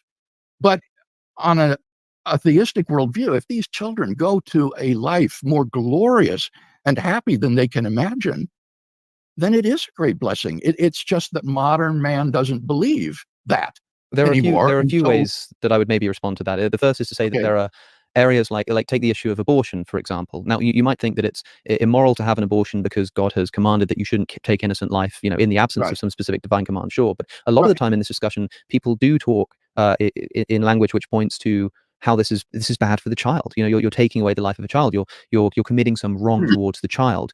This position that you're advocating here would seem to remove the ability to do that. You can still say that abortion is wrong if you like, but you can't say that it in any way harms the child. In fact, it seems like you're committed to the view that it confers a great good upon the child when a parent has an abortion. Absolutely. I mean, what it would do would rob the child of the goods of this finite life that he would have enjoyed had he lived 50, 60 years or so. But in place of that, it gives him an eternal life of incomprehensible joy and happiness, which far outbalances the loss of those finite goods. So the reason that abortion is wrong is not because it's bad for the victims. The reason it's wrong is because it transgresses a divine command. It's homicide, and God has commanded us not to commit homicide in the absence of some overriding moral justification, like a policeman or a soldier who needs to take life in order to save life. So it gets back again, Alex, to your ethical theory. Whence do moral obligations arise? And I cannot think of any source for moral obligations more plausible than that these arise as a result of imperatives issued by a qualified authority, in this case, the good himself. I suppose I have a few things to say. One is that this seems to, you've talked about this in relation to children, the children who get killed, you're conferring a good upon them because they get to go to heaven. But this would surely apply just as much to the adult Canaanites as to the children. I mean, maybe all of the adult Canaanites were corrupt and evil, but if there were any good people among them, it seems like there would be no need to say, no, look how corrupt the society was, because, you know, anybody who is innocent and good, if they get killed, well, they get to go to heaven too. So it seems like a bit of a disposal problem. Any time that there's any kind of slaughter which involves this serious challenge of innocent people being put to the sword on the command of a god, you can always just say, well, you know, they go to heaven, so if anything, you've actually done them a favor. It seems like a bit of a disposal problem, and as a solution to it, a solution to a disposal problem. It seems like disposal problem. What do you mean by that? Like there's sort of this problem of where do these people go? You know, what do we do with these good souls? And we just say, oh well, they just go to heaven. I mean, it seems like a difficult pill to swallow. And what I was wondering is if, despite what your philosophy is, do you understand that intuition? Do you understand why when Richard Dawkins looks at this and thinks it's myself, it's so powerful? But boy, just to reiterate again, what is the problem here? The problem is whether or not there is an internal inconsistency in the Judeo-Christian worldview between affirming that God is all good and all just and affirming that God commanded Israel to drive the Canaanites on pain of death out of the land. And so the question is not, Right. So let me just put forward a more of an argument here that I think is gonna really get at Craig, precisely because he keeps echoing this, and we've just talked about possibilities here in different, like if we go down that route, the mysterious God objection, then this happens, but we've not explained why it is actually internally inconsistent. We just said, all right, we can make an argument that it is internally inconsistent, but if then William Lane Craig says we can never do this simply because God's understanding of justice and stuff is just different, and this is why there's no inconsistency. God is good and all this stuff and so on. So then what we do is then we shift and we start talking about, all right, let's bite the bullet and think skeptical theism or whatever it is. Let's bite the bullet and go down the route of if you know, if we these concepts of justness and stuff like that are incomprehensible or something, or we can never assess it because it's just going to be somehow by definition always consistent, then we have this kind of ignorant, we're in epistemic nihilism, basically. We're ignorant about things, and we can never. Then the problem is for the theist that they can never confirm God is good. They just believe it, but they have no reason to believe that, no intellectual defense for that, right? I know Alex hasn't put it forward like that, but let's just actually try and defend the idea that it actually is internally incoherent. If we had to go down that route, the first one, right?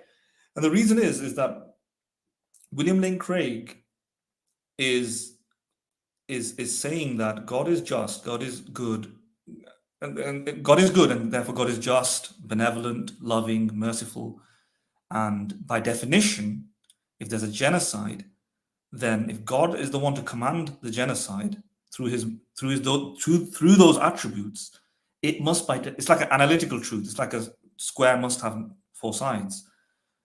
The outcome, the genocide, has to be consistent with those attributes, right? Here's the weakness of his point here. Like Kylie and I, we've discussed before, the only way you can do this is by kind of saying that these concepts are not.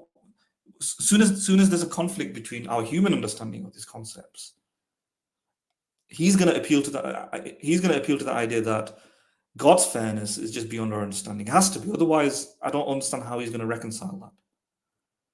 Right? Now, if that's what he's going to do, and I think that's what he does in elsewhere, then it creates this problem. Right? When William Lane Craig makes the argument for, let's say, actual infinites are metaphysically impossible, right? We can just say that no, by definition, an actual infinite is coherent, because if actual infinites can be consistent with reality or something like that, or actual infinites by definition must be true, then there's no inconsistency, right? So so William Lane Craig might raise like Hilbert's Hotel or other problems or other metaphysical problems to raise it, and we will say actually no, there is no issues. And if he keeps pressing, but there's a logical contradiction there, or there's a metaphysical absurdity. Look, you can't add to an infinity, you can't subtract an infinity.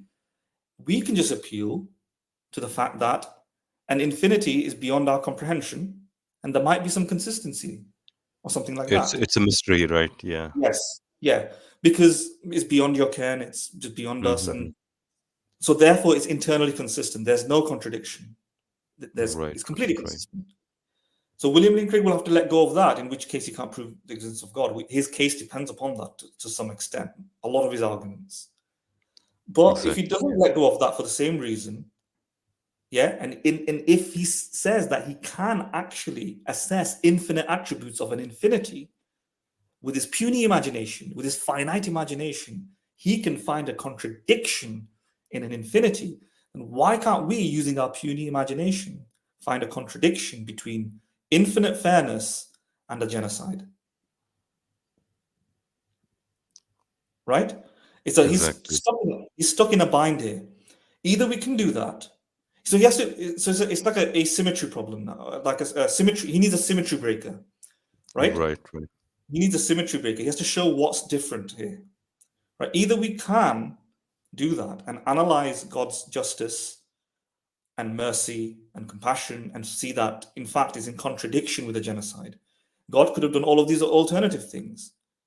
Either we can do that or we can't do that. But if we can't do that, then William Lane Craig can't rule out an actual infinite elsewhere for the same reasons, because that's what he's doing ultimately in different places.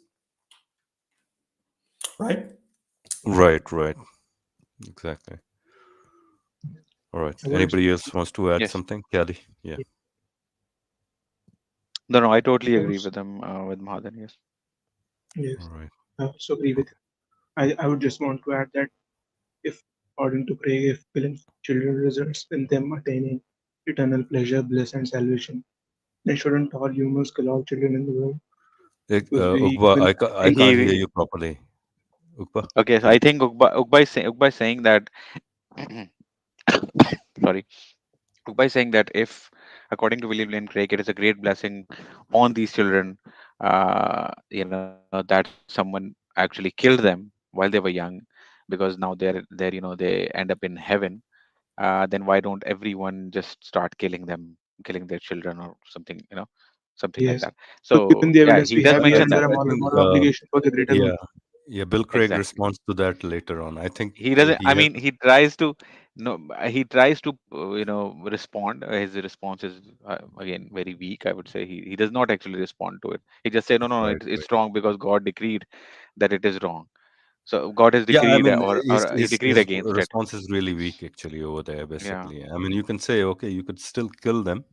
Hmm. Actually, a greater good is still achieved, right? Exactly. And yeah, Exactly. I mean, whatever the wrong was done was done. Let's say there is a some wrong been done, but the greater good was achieved, I basically, mean, right? I would say that is the ultimate man. Let's say, just imagine a person who knows that, if he kills children while they are young, they'll not have to go through all this suffering in this world, and they'll end up definitely and surely in heaven. So Heaven, that is a right. short way of making sure that all these children end up in heaven. And he knows also that this will be against God's command, and therefore he himself would be punished for that. And yet he says, Right. okay, but for the sake of all these children's eternal Children, I'll do that. eternal bliss and eternal happiness, I will sacrifice myself, and I'm ready to go through that punishment. Right, Wouldn't you say that exactly. that And is you the can, ultimate wouldn't you say that that is the ultimate form of compassion and selflessness? Wouldn't exactly. And that be something He that himself, you yeah, would actually, yeah, hold in the most highest regard? Even the theist wouldn't say that. I'm just looking, and I'm not saying, I'm saying that isn't that something even theist would look at and say, well, this is the this ultimate is the form of ultimate compassion. sacrifice, right? Ultimate That is the sacrifice, ultimate rather. sacrifice. There can be This is no greater form of sacrifice. second to the Christ on cross, basically. Exactly. You know. Exactly. So In fact, what I wanted Christ, to say was even that, even yeah, yeah, what I I'm saying wanted even to add, Christ didn't commit that sort of sacrifice. Exactly. right? yeah, I and mean, he has But you're himself right. But accepted. you're right. But you're right. In fact, the sacrifice of Jesus would sort of be something, something like that, because he sacrificed himself to for the sins of others, and he would be sacrificing the person that we are talking about hypothetically. He would be sacrificing himself for the sake of sins of the others. So I mean, this is something equivalent to that, and that should be considered and regarded as the ultimate form of selflessness and compassion. exactly, exactly. Willing to suffer for eternity for others, pretty much, right? Exactly, exactly. And There can be no, given no given greater form given of compassion. and given the trend that's been going on in the Christian culture, uh, if somebody says that probabilistically out of every 100 children, uh, 20 or 30 leave the religion by the age of 15 or so. I Yeah, mean, somebody would logically, and we are not saying, we are not promoting that kind of a thing. It's just a hypothetical question, which makes really good sense over here to counter Bill Craig, that if somebody takes that action thinking that, and doing all that math over there, he could just take that action and say, okay, yes, this is a good, this is for the greater good, pretty much, that all I'm doing is for a greater good. And he would be probably justified. We are not saying that Yes, according to because he Bill Craig. himself has said that Yeah. killing is permissible in the circumstances where we have moral justification to do so. And in this circumstance, given the fact that we know that if we kill these children, then they'll certainly go to heaven, we are morally obliged to do so.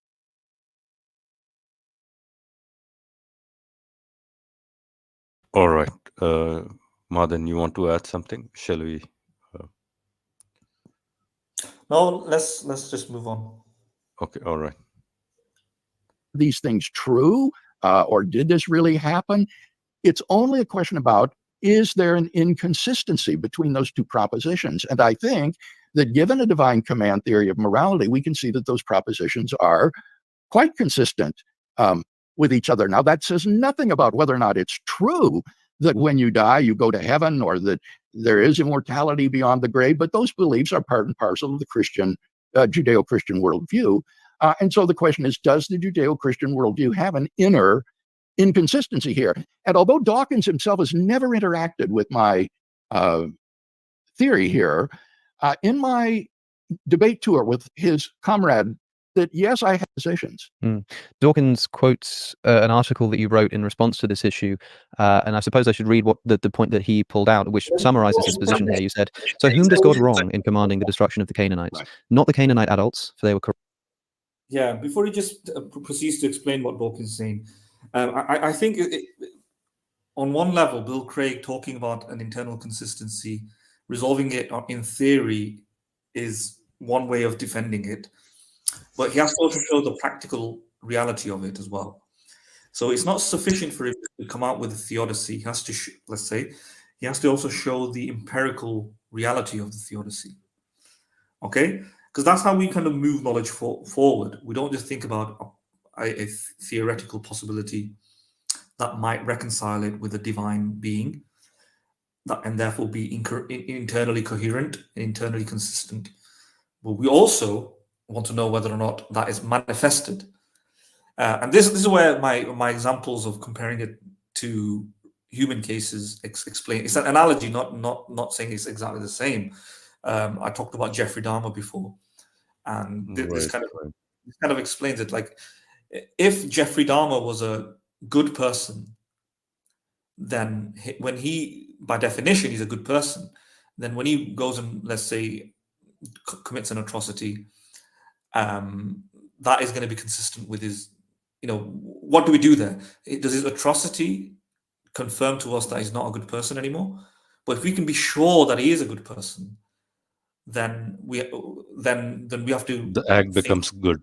Yeah, yes, exactly, the atrocity becomes good, right? right, Well, that's kind of where we are, though. We're not sure that he is a good person.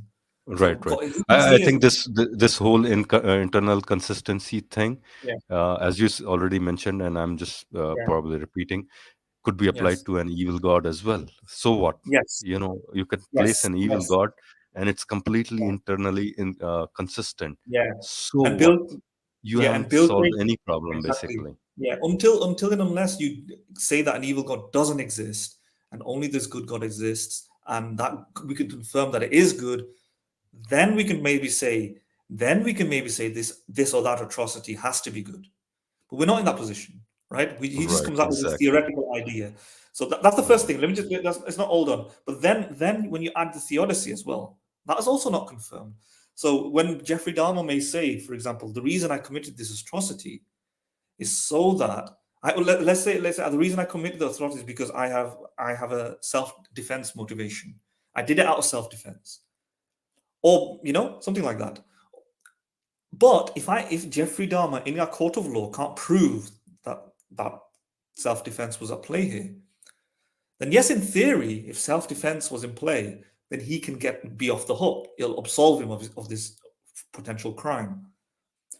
But if he can't prove it in court in that day, in that moment, then there is no self-defense motive. So there's no self-defense justification that succeeded in a court of law. And what are we going to conclude? In that moment, we're going to be like, no, you committed a crime. Your self-defense argument are poor. There's no evidence for it. And that's what the state that we are in right now. That's why it's called the problem of evil. The state that we are in right now is that God, seemingly God has created this world. There's a lot of evil, right? And then we ask, why is this evil happening? And we have a bunch of excuses, just like Jeffrey Dahmer can make a bunch of excuses. But they've exactly. not Yeah. been proven to a sufficient standard in a court of law where we can empirically point out that, look, this is happening for this or that theodicy, or that these people are going to go to heaven. We don't know that. We're at this moment. It's No, all theoretical. It's all yeah, it's theoretical. theoretical. It could be that we die and nobody will go to heaven, right? So that's one part of the problem of evil as well. That the heaven has not been confirmed. It's in theory, but it's not been confirmed. Or that theodicy that says it strengthens our hearts, builds our souls. Soul building and all those things, right? It's not been confirmed, right? Because there's plenty of horrendous atrocities that doesn't do that, where nobody's soul gets. There's plenty of animals dying in the wild, trillions of animals, right, who are suffering horrendous deaths without making a sound, and there's nobody there. And you can come up with theories like maybe there are invisible beings that their souls are being built. Maybe, yeah. Exactly. Yeah. Guess what? Alvin Plantinga makes that argument. Maybe there are angels that character that they modified. Yes, maybe. But shoulda, woulda, coulda. It's like that. It's like a maybe. It's an excuse. But there's no empirical evidence of those things, and therefore it's still a problem. It's just like Jeffrey Dahmer making an excuse in a court of law. Or maybe I killed this woman, I did this to this woman, but for this reason. But if I can't prove the reason is a good reason, or that reason was in play, or self-defense, I can't prove it, then it's a bad reason still. You see that?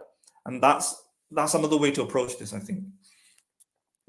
I agree. All right, moving on. Corrupt and deserving of judgment, not the children, for they inherit eternal life. So who is wronged? Ironically, I think the most difficult part of this whole debate is the apparent wrong done to the Israeli soldiers themselves. Yeah. Can you imagine what it would be like to have to break into some house and kill a terrified woman and her children? The brutalizing effect on these Israeli soldiers is disturbing. I must say that the disturbing thing to me there is I can't shake this feeling. And like I say, I have respect for you as a thinker and a philosopher, and I always enjoy our conversations. But hearing somebody talking about the slaughter of admittedly and explicitly innocent children, not to mention animals, as well as the eradication, driving out of an entire society, and to say that, well, the people who really suffered here were the soldiers who had to kill the innocent woman. It just, in a way that, like I said at the very beginning of this segment, there's nothing I can do, strictly speaking, to prove that this is that there's no justification for this. But if there is anything that I've ever heard in my life that jumps out of a page with pure moral repugnance in the way that it meets my ears, it has to be something like that.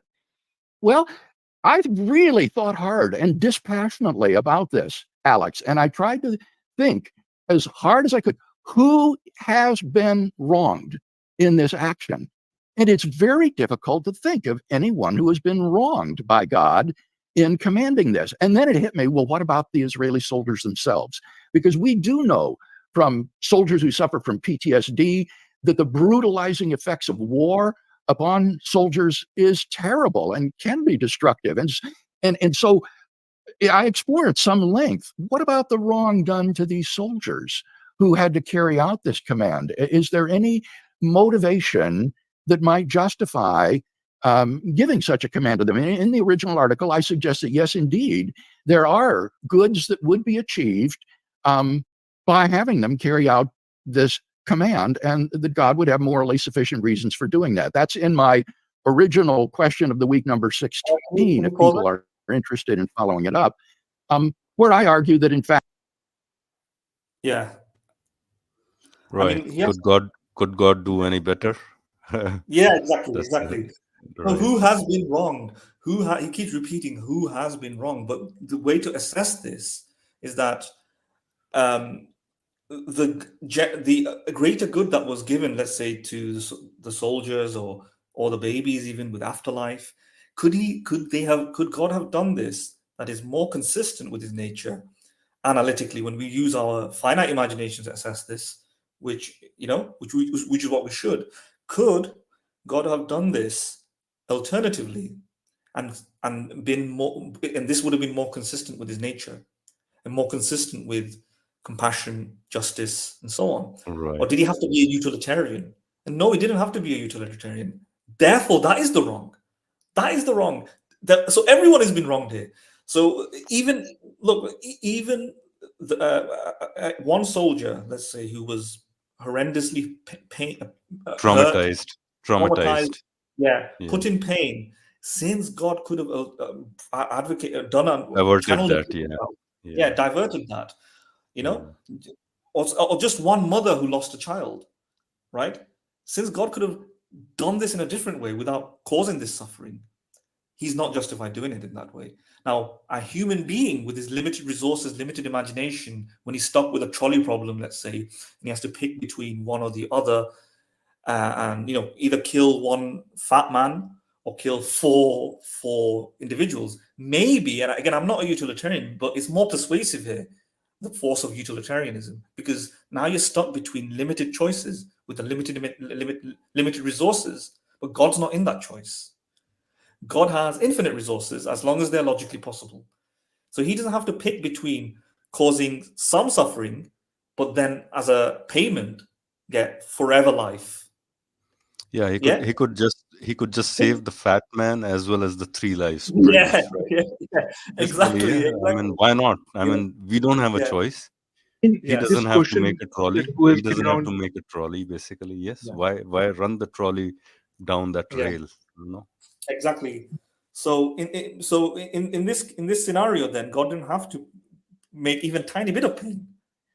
Yeah, any little bit of pain is morally inconsistent, right? Exactly. And forget gratuitous pain, and there's many gratuitous pains. And William Lane Craig, as Alex said, he's got this kind of special card to say, well, they were all granted heaven. It's like that's infinitely in his disposal. It's not just applicable to babies. It's applicable to the adult soldiers as well. And William Lane Craig nodded to that. He said, yeah, well, who's been wronged there? Well, if this was a finite being, maybe you could say this was the best result that could be achieved. Maybe. If there was a choice between infinite life and a little bit of suffering, maybe it's more persuasive for utilitarianism to work here. Even here, I'd be a bit, but I'm not going to go down that route right now. I don't need to. The point is, if you're a finite being, then utilitarianism like this seems more persuasive. But if you're an infinite being, you do not have to choose between some gratuitous pains to be inflicted now, but then you get infinite pleasure. Yeah, where you get infinite afterlife. You don't have to choose between that. You had the option to designing things completely differently, and if as long as that's a possibility, and you could have done that, then everybody was wronged. Exactly. Yeah, I agree. I wholeheartedly agree there. I think. Yeah. Mm-hmm. All right, Ugba, you wanted to add something to that. Ugba, you're on mute. Yeah. I just wanted to say that this question doesn't even make sense on divine command theory, because we have lost all sense of what's right and what's wrong.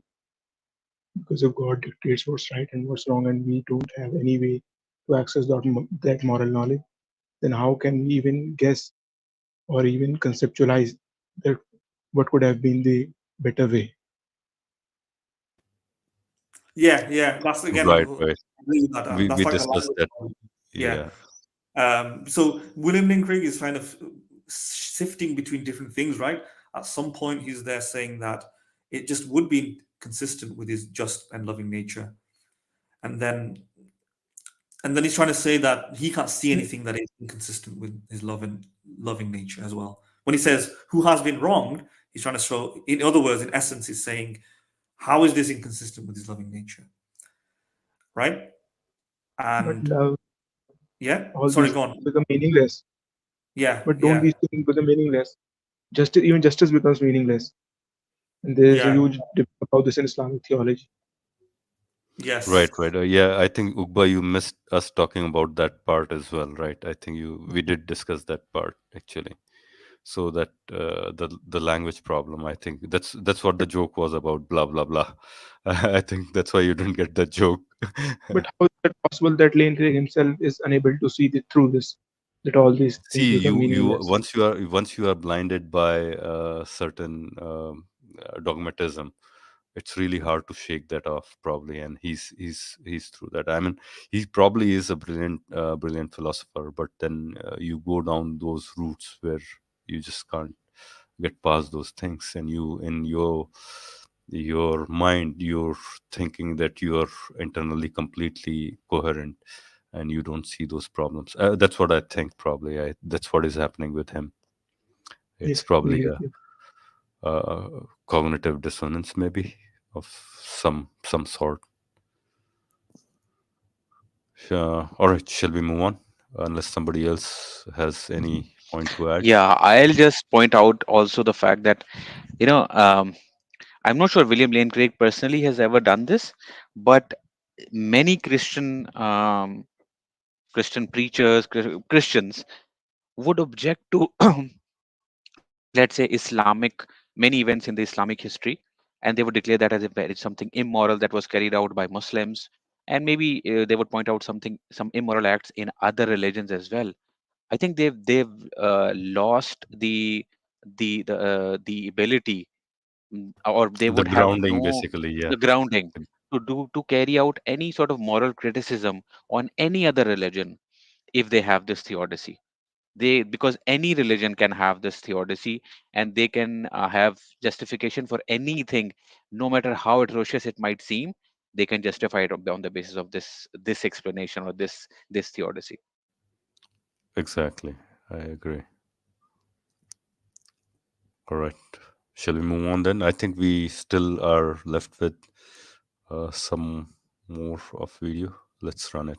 Act, even the soldiers themselves would not be wronged by God issuing such a command. But I was looking for anybody that God had wronged. And, the atheist philosopher, British philosopher Daniel Came, responding to this sort of tiff between Dawkins and me, he said, I think that even though I'm not a Christian, he said Craig's position is entirely reasonable, that the children are not wronged in inheriting eternal life. We're all going to die. Someday, many children do die, and God's taking the life of these children prematurely doesn't commit a wrong against them. It's actually they're good. Now, don't let anybody say, oh, well, then we ought to go kill children. No, that would transgress a divine command against homicide.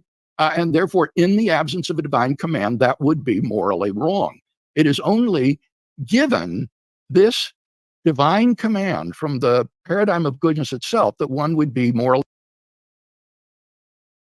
I think we already discussed this, and Bill Craig is not thinking through this, properly. I mean, you can, as we said, I mean, you could have 1,000 children being killed, and then under his theology, they would go to heaven. What's wrong in that? Greater good for greater number of people, pretty much, right? Or kids, rather, right? More in heaven. Wouldn't you like that?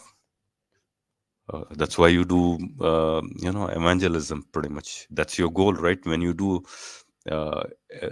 perform evangelical duties, you want more and more number of people to go to heaven, right? That's your aim. That's your goal. And if somebody does that, thinking, taking the same logic ahead, right? I mean, you can say, yes, he probably did morally wrong in front of God, just one person, but a greater good has come about from that action. Obligated to carry out such a horrific action. But look, one of the things that Randall Ralston talks about as well is this example of someone who in 2004 committed infanticide, killed her own child, Yes. and says that she did so because she believed God was commanding her to. Now, it will be easy enough to just say, I just don't think God was commanding her to. But the question I want to ask is, given everything you've just said, how can we know this? Because generally, if I ask somebody, look, if God told you to shoot up a primary school, would you do it? And what they tend to say is something like, well, I wouldn't believe that was God because that runs against his nature. The problem is that, sure, you might want to say that, just asking a mother to kill her child for no apparent reason might run against God's nature. It just seems to me that intuitively, if we didn't have this story in the Hebrew Bible, if the story of the Canaanites didn't exist, and we were speaking in a hypothetical, and I said, well, what if God told you to, I don't know, walk into somebody's land and not just drive them out, but if they refuse to go, to kill them, and then come back and kill the women and kill the children, and in fact kill the animals too, and if they leave the animals, they get punished for not killing the animals as well. What if he told you to do something like that? And I imagine the only thing somebody would be able to say is that, well, of course God wouldn't tell me to do that, and that's how I know that I wouldn't want to follow that command. But that's exactly what's happening here. So it leads us to a radical moral skepticism, in other words, is Rouse's critique. Oh, I don't think it does that. But notice what you're raising here now is an epistemological question, not a meta-ethical question. This is now no longer a question about whether or not it would be right or even obligatory to carry out such a command. The question now you're raising is an epistemic question about how could I be sure that God has in fact issued such a command. And in the case that you mentioned of Andrea Yates, this was a severely mentally disturbed woman who was hearing voices and was schizophrenic. And it might well be the case that epistemically, Alex, that no one would be justified today in thinking that God had. My question to Bill Craig would be, how would you know that those prophets that you think were prophets were not mentally, now because you have the technology so advanced, you can check, and, you have doctors who can do diagnoses and all those things. And so that, okay, somebody is probably mentally sick. In those days, probably the medical science was not that advanced that you would think that somebody is mentally that sick, right? I mean, sorry. I think that's a serious objection to Bill Craig. And probably in his defense that he would go to some prophecies and all those things that, okay, they came true, and that's why those books are true and all those things. But that's a pretty lame excuse, in my opinion. What do you guys think, Madin? Yeah. I'm not sure what the reasons he's going to. I think Bill Craig was going to proceed to explain, because he said in today's time it will probably be epistemically not possible to confirm that this has come from God, simply because it's unlikely or something like that. But I think he was proceeding to explain why before it probably was higher, more likely, perhaps. I don't know. Right. I think I'm asking the reverse question to him. Basically, I mean, he's asking how would you, somebody's not getting a command from God. How did you determine that those were the prophets and they were not suffering from? So that's a good question to be asked to theists as well, basically. And their probably defense is, if you ask those questions to Muslims, they'll revert back and say, Madin, I'm getting feedback from you, sir. Okay, so if you ask that question to Muslims, they'll immediately say, "Okay, we have this book, and we have these prophecies, and the miraculous nature of the Quran, and then we have these, linguistic miracle, and all those things, right?" So that kind of gives a credence, basically. But then this question, underlying question, is always dodged, unless you go to someone like Hamza's Den, the speaker's corner guy, and he will always pose you those 2 3 questions. Okay, I just don't want to digress into another secondary point. Let's listen to what Bill Craig says and then maybe respond to it, right? But I think that's a fair objection to his point. Issued such a command, it would be plausible to think that they ought to conclude that in fact they're hallucinatory or schizophrenic or mentally ill and go see a counselor. But that's an epistemic question about how did God communicate his revelation to Joshua and these Old Testament Israelites in such a self-authenticating way that there was no doubt that this was being commanded to them. It is an epistemic question. It is an epistemic question here, but I suppose what I'm pointing out is an implication of this view, which is that at the very least, if I were to hear a very convincing voice tonight telling me to go and murder children in a primary school tomorrow, and I fully believed it was the voice of God when I woke up and I couldn't shake it, I could say, look, maybe I should go and get tested for. I feel fine. I feel rational. I seem rational. Maybe I should go and see if there's something wrong with my brain. But the one thing I can no longer do, I think, is say something like, I know I must be going crazy because God would never tell me to do something like that. I'd have to at least consider the possibility that God actually is telling me to go and do something like that, because there are instances in the Hebrew Bible where God does tell people to go and kill innocent children, and you would say justifiably so. So I'm removed of that ability to know for sure that I'm deluded. Yes. Well, it's true that it would be possible, but as I say, there's nothing in the argument for the consistency of these propositions that would imply that anyone would ever be justified in believing that they had received such a command, because it would go against what our normal objective moral duties are. As you say, we have strong moral intuitions that taking innocent life is morally wrong. And so for us to believe that God is commanding us to do that would require just incredible, overwhelming justification. And it may well be the case that nobody today would have such a thing. That's just, I'm not interested in defending that epistemic question. Just to be clear, where you said it's possible, you mean it is possible, even if, as you say, the epistemic question is a separate thing, whether we could know this is the case, it is possible that God could command something so intuitively immoral as walking into a primary school and shooting it up or something. It's possible that he could command such a thing. Well, it would be consistent with his nature, in other words. Yeah, is it possible? That one seems to me to be plausibly contrary to his moral nature. But it is possible for God to issue commands that would override what our moral duties are. So, yeah, I would say that it is possible, but that's not to say that anyone would ever be justified in believing it. Now, a final line of questioning here, because I know the time is short. Can you pause it? Yeah, finally, I mean, he woke What did he just say? Yeah. Yeah, what did he just say at the end? That no one would be justified in believing that. What does he mean by that? I think he's contradicting himself. Now he he contradicted. No, it's not. It's not really. What is he saying? What did he just say? At the end, contradiction. I'll tell you in what sense I'm thinking that's a contradiction. Should we listen to it again? Yeah, maybe you have listened to it properly. Then fine, but yeah, just slightly back. If you just do to hear a very convincing voice telling me to go and. Sorry, did anyone say anything? Ugba? Yes, I said that he appealed to God's nature. I mean, if you are a divine command theorist, then how can you appeal to God's nature prior to receiving a divine command? And also not only divine command theory, but you're also he's talking about intuitions basically at that point, right? Yes. That the strong intuitions, right? And then let's see if what I think is kind of a contradictory point, but I might be wrong here.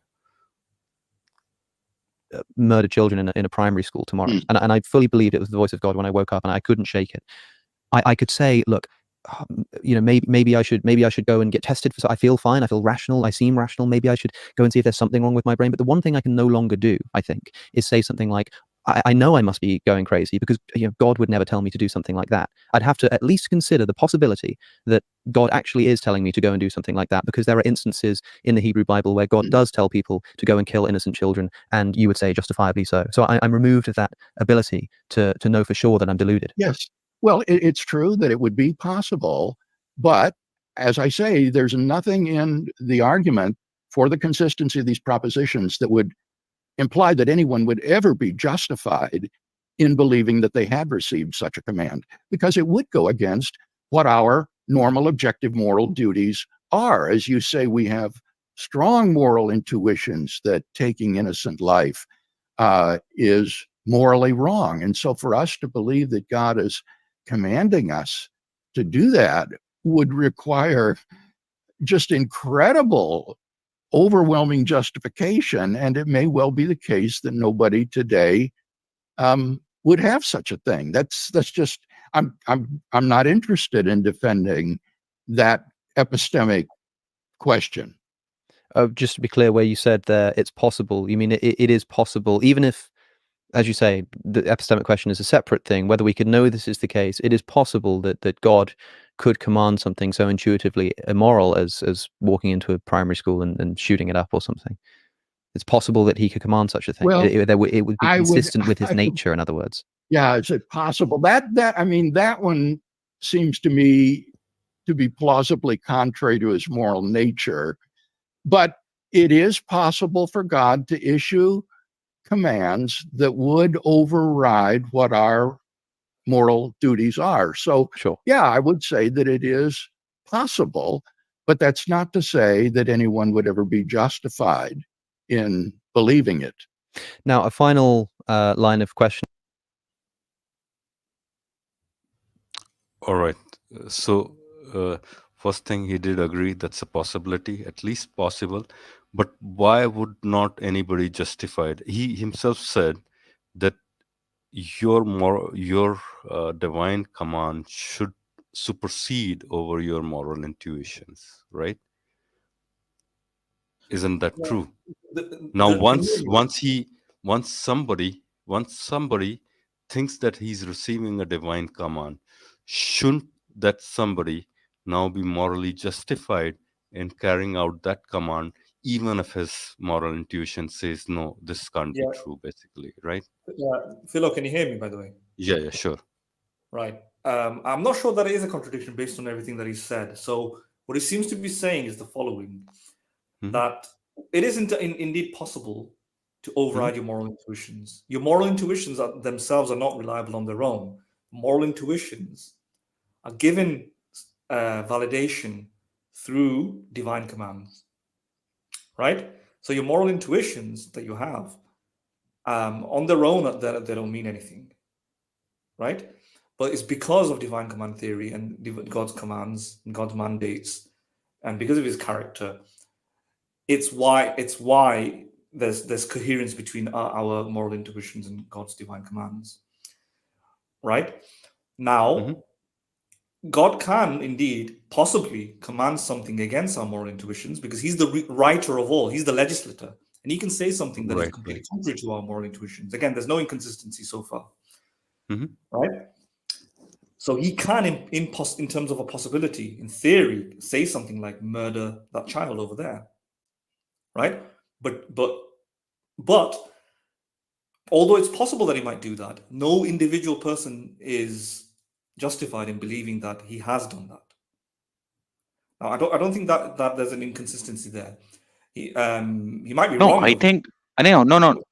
Let me just explain why. Okay. One minute. Okay. Before you finish, the reason it's not possible. Sorry, the reason somebody's not justified in believing in that is because, as what Craig said before, historically, the laying down of God's commands and divine codes was through biblical the narrative, the prophet, the miracles, the interventions, the way it was communicated to Joseph, and the things it was laid down through the various important people within Christianity. That's not happening to the random Joe down the street, and that I think that's what differentiates it. So it's more likely. So you could say I think what he's trying to say is like a probabilistic argument that it's more likely to be a hallucination or a dream or a mental case of mental illness today than it was back in the day, because the case for the resurrection, the case for the resurrection shows that you can't explain the resurrection through a delusion, hallucination, mental illness, and this was therefore divinely inspired words being given to the people then. Is that happening now to Bob down the corner street? No. And that's the distinction. So whilst it's possible that God can override what he did that 10 centuries ago, yeah, unless you have a similar revelation coming to Bob down the street, you're not justified in believing Bob's words. I think then. No, I think I I may think, have misheard. I think I may have misheard Madin, but I think but I don't when he think the said objection resolves.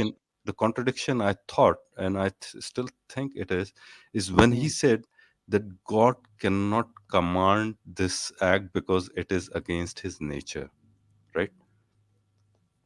The immoral act of killing someone, basically genocide or whatever, right? Killing your children. And I could have heard it wrong. I think And he that's what I'm misspoke. saying is because he has already done it, Yeah. there is no reason to believe that that act God thinks is. And that's what the contradiction I'm seeing here. Yeah, I heard something. All right, that point where he said initially, I know that kind of phrase that he said to Alex, that seems possibly against his nature, right? Right. That's Yeah, the point that I think is yeah. I think is I think contradictory. he might. Yeah, I think he might be saying something like, to us, it looks like it's going to be against his nature. But again, if it's consistent with his, if it's the case ontologically, whatever God commands is going to be always consistent with his nature, then it's still possible. So I think he might be saying that meta ethically it's right, but epistemically it might seem impossible that he can do something like that. So that's what he probably means, right? So meta ethically, in terms of ontology, God commanding something like kill somebody is completely fine. It'll be consistent with his nature. But to us, it'll seem like it's possibly a contradiction. Now, maybe I'm being charitable here, but I think also he may have slipped up. He might kind of misspoke, right? He could have worded it Okay, better. yeah, maybe yeah, okay. Let's give him benefit of the doubt over here. Probably because we are not certain. One thing, Madin, Kelly has left because it's family time right now. Shall we conclude this portion over here? Maybe we have few more minutes remaining. Maybe we can cover it later on. But we probably covered Um, a large I would chunk of that. I would just like to add one thing, that Sure. it is only now that we can suspend our judgment about whether it is a revelation or some psychological disorder. But what about someone like Prophet Muhammad?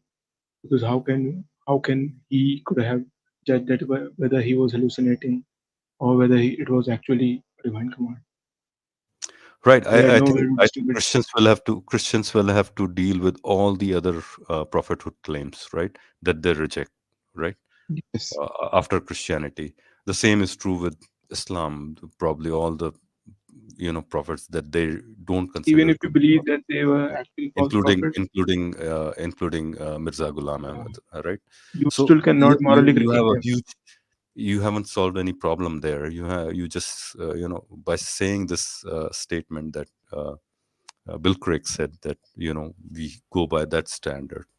I don't think that makes sense because they reject all the other claims as well, pretty much, right? So yeah, Well, and by the way, we don't usually need. I mean, we're just talking about this hallucinating things because Alex has raised it, right?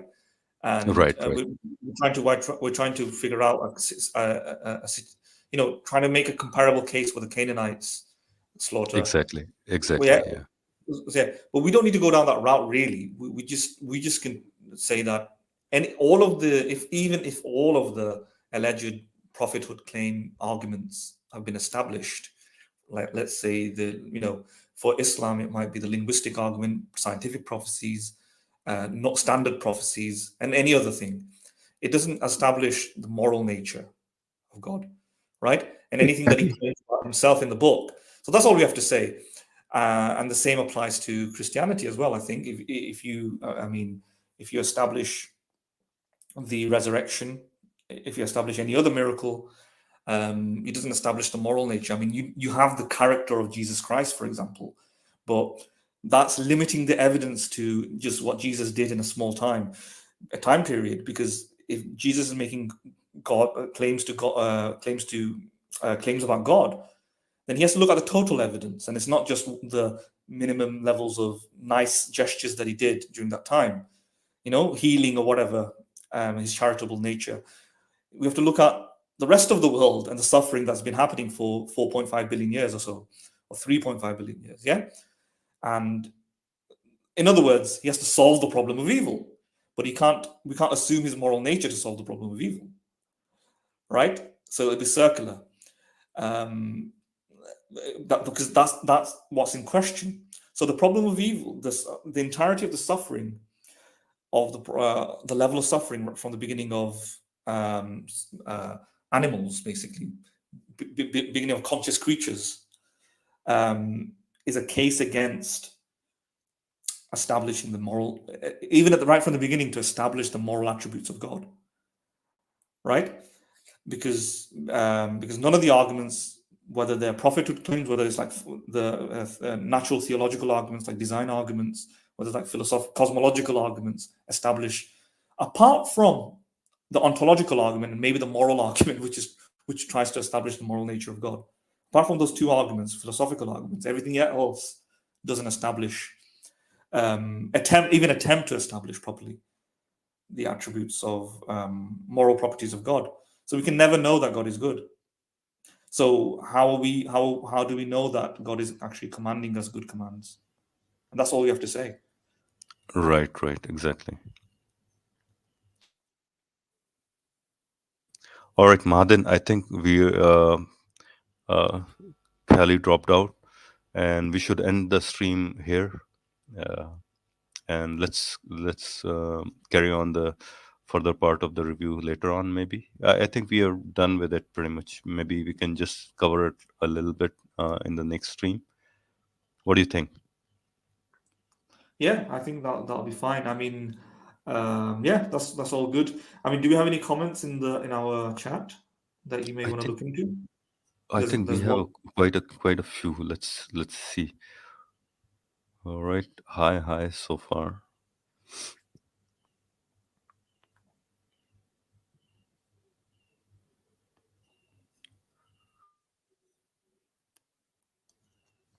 Do you want to read them? No, I mean, like any main comment that you might want to, any important one that we should address. I think Bilal has commented. He's become a regular follower of our channel. Zipzap is again. There is this some Ugba guy. He's also a regular. Yeah. All right. I think I have seen Zipzap as well. Bilal has been a consistent commenter on the after the videos streams, even in the video clips as well. So yeah, thanks Bilal for watching us. Said Bhai, as always, is here with his little heart. All right, who else is there? Any good comment? Bilal has a few comments, good comments. I think we'll ask Bilal to join, and maybe if he wants to express something, if he's there today, maybe for a few minutes, then he's welcome to join. Cosmic said he can't join, and I asked him to join basically. All right, did you respond to that video, by the way, Ugba? Yeah, our video is out now.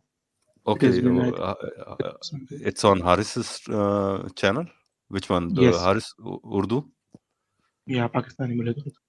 All right. Okay, I need to watch that. Okay, this any reaction on that? Okay, we'll talk about that later, right?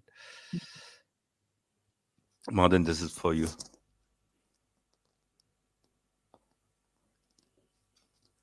Oh, I've not actually. I forgot about that. Was that sent to the Philosophy our email? I think it probably was, right? Cosmic, do you have Madin's? I don't know. Did I send you that? I don't know. Okay, I can't maybe I remember. haven't. So if I haven't sent, then it's my bad. Because I Right. asked Cosmic to share with me the email exchange. I'll be very very interested in seeing that. If Cosmic wants to send it to our, if he sent it already to our email box, then I'll check it out. Or If I'll forward it to you both. yeah, Basically, yeah, if I haven't done it, then my apologies because I'm the culprit here. yeah, Right? because Maybe I just forgot. I don't think I've handed out my email, have I? I don't think. You Yeah, haven't handed out to anybody else. I mean, yeah. it's right now it's among us only, right? So if you want to make it public, No, no. I would say What no. I'll do? I would say, yeah, I No, would no. say no. Yeah, I the would say reason no. the reason I say that is I suspect I haven't said it, which means it must have gone to our brand email, I mean, you right? can always give it to Cosmic. Of course, Cosmic is I within know. our group. Yeah. I mean, that's perfectly fine as much as, but not make it public. That's what I meant, right? Sure, So, sure, sure, yeah, sure. I mean, I assume then he send it to our Philosapiens email, in which case it'll be there. So I'll check it right, out right. first thing tomorrow, and Okay, I'll okay, yeah. all right, okay, all right. I don't think there are no more messages. Bilal has a few messages, so Bilal, yeah, he's chimed in with a few comments, right? Like you said, it's weird that God requires that you are philosophically educated to conclude if there's a God, and if you don't come to that conclusion, then you go to hell, right? Right. So if you say that God's definition of love is different from ours, then how can you say that the God? Yeah, I think, yeah, valid point, Bilal. All right, guys, I think it's pretty late. All of us are tired. I hope the stream was fruitful. We were able to challenge some of the arguments from or the reasoning behind why he supports Canaanite slaughter, and we gave arguments against it. Basically, it's you can consider it to be a problem of evil. He hasn't solved it. We gave answers, all of us, Mahadin mostly, yeah, as to why it is not. And all in all, I think it was a good stream. Madan, you want to add something before we do that? I think I would like to ask everybody and request rather everybody to like, subscribe, and share, and support us in whatever manner you guys can. If you think that we are doing it, and if you are able to do it, all the good. But nonetheless, share it, and after the stream is over or any new video is uploaded, do try to comment under those videos or streams that are concluded, so that our reach broadens to other audience as well, pretty much, right? So press the notification bell so that you get the notification for. We have been a little inconsistent in doing streams in past probably 15-20 days, but we'll try to be more consistent, especially right now it's the month of Ramadan. So yeah, things probably don't fit in well with all of us. So, but yeah, Madan and Ugba, any closing statements? No, I think we should just close it. No, Yeah, no closing statements. I think we've done a good job on yeah, I this. think pretty fair job. Yeah, pretty good job. Yeah. Thank you both, Um, Madan and Ugba. Yeah. all right. All right. Thank you, everybody. Bye for now. Bye.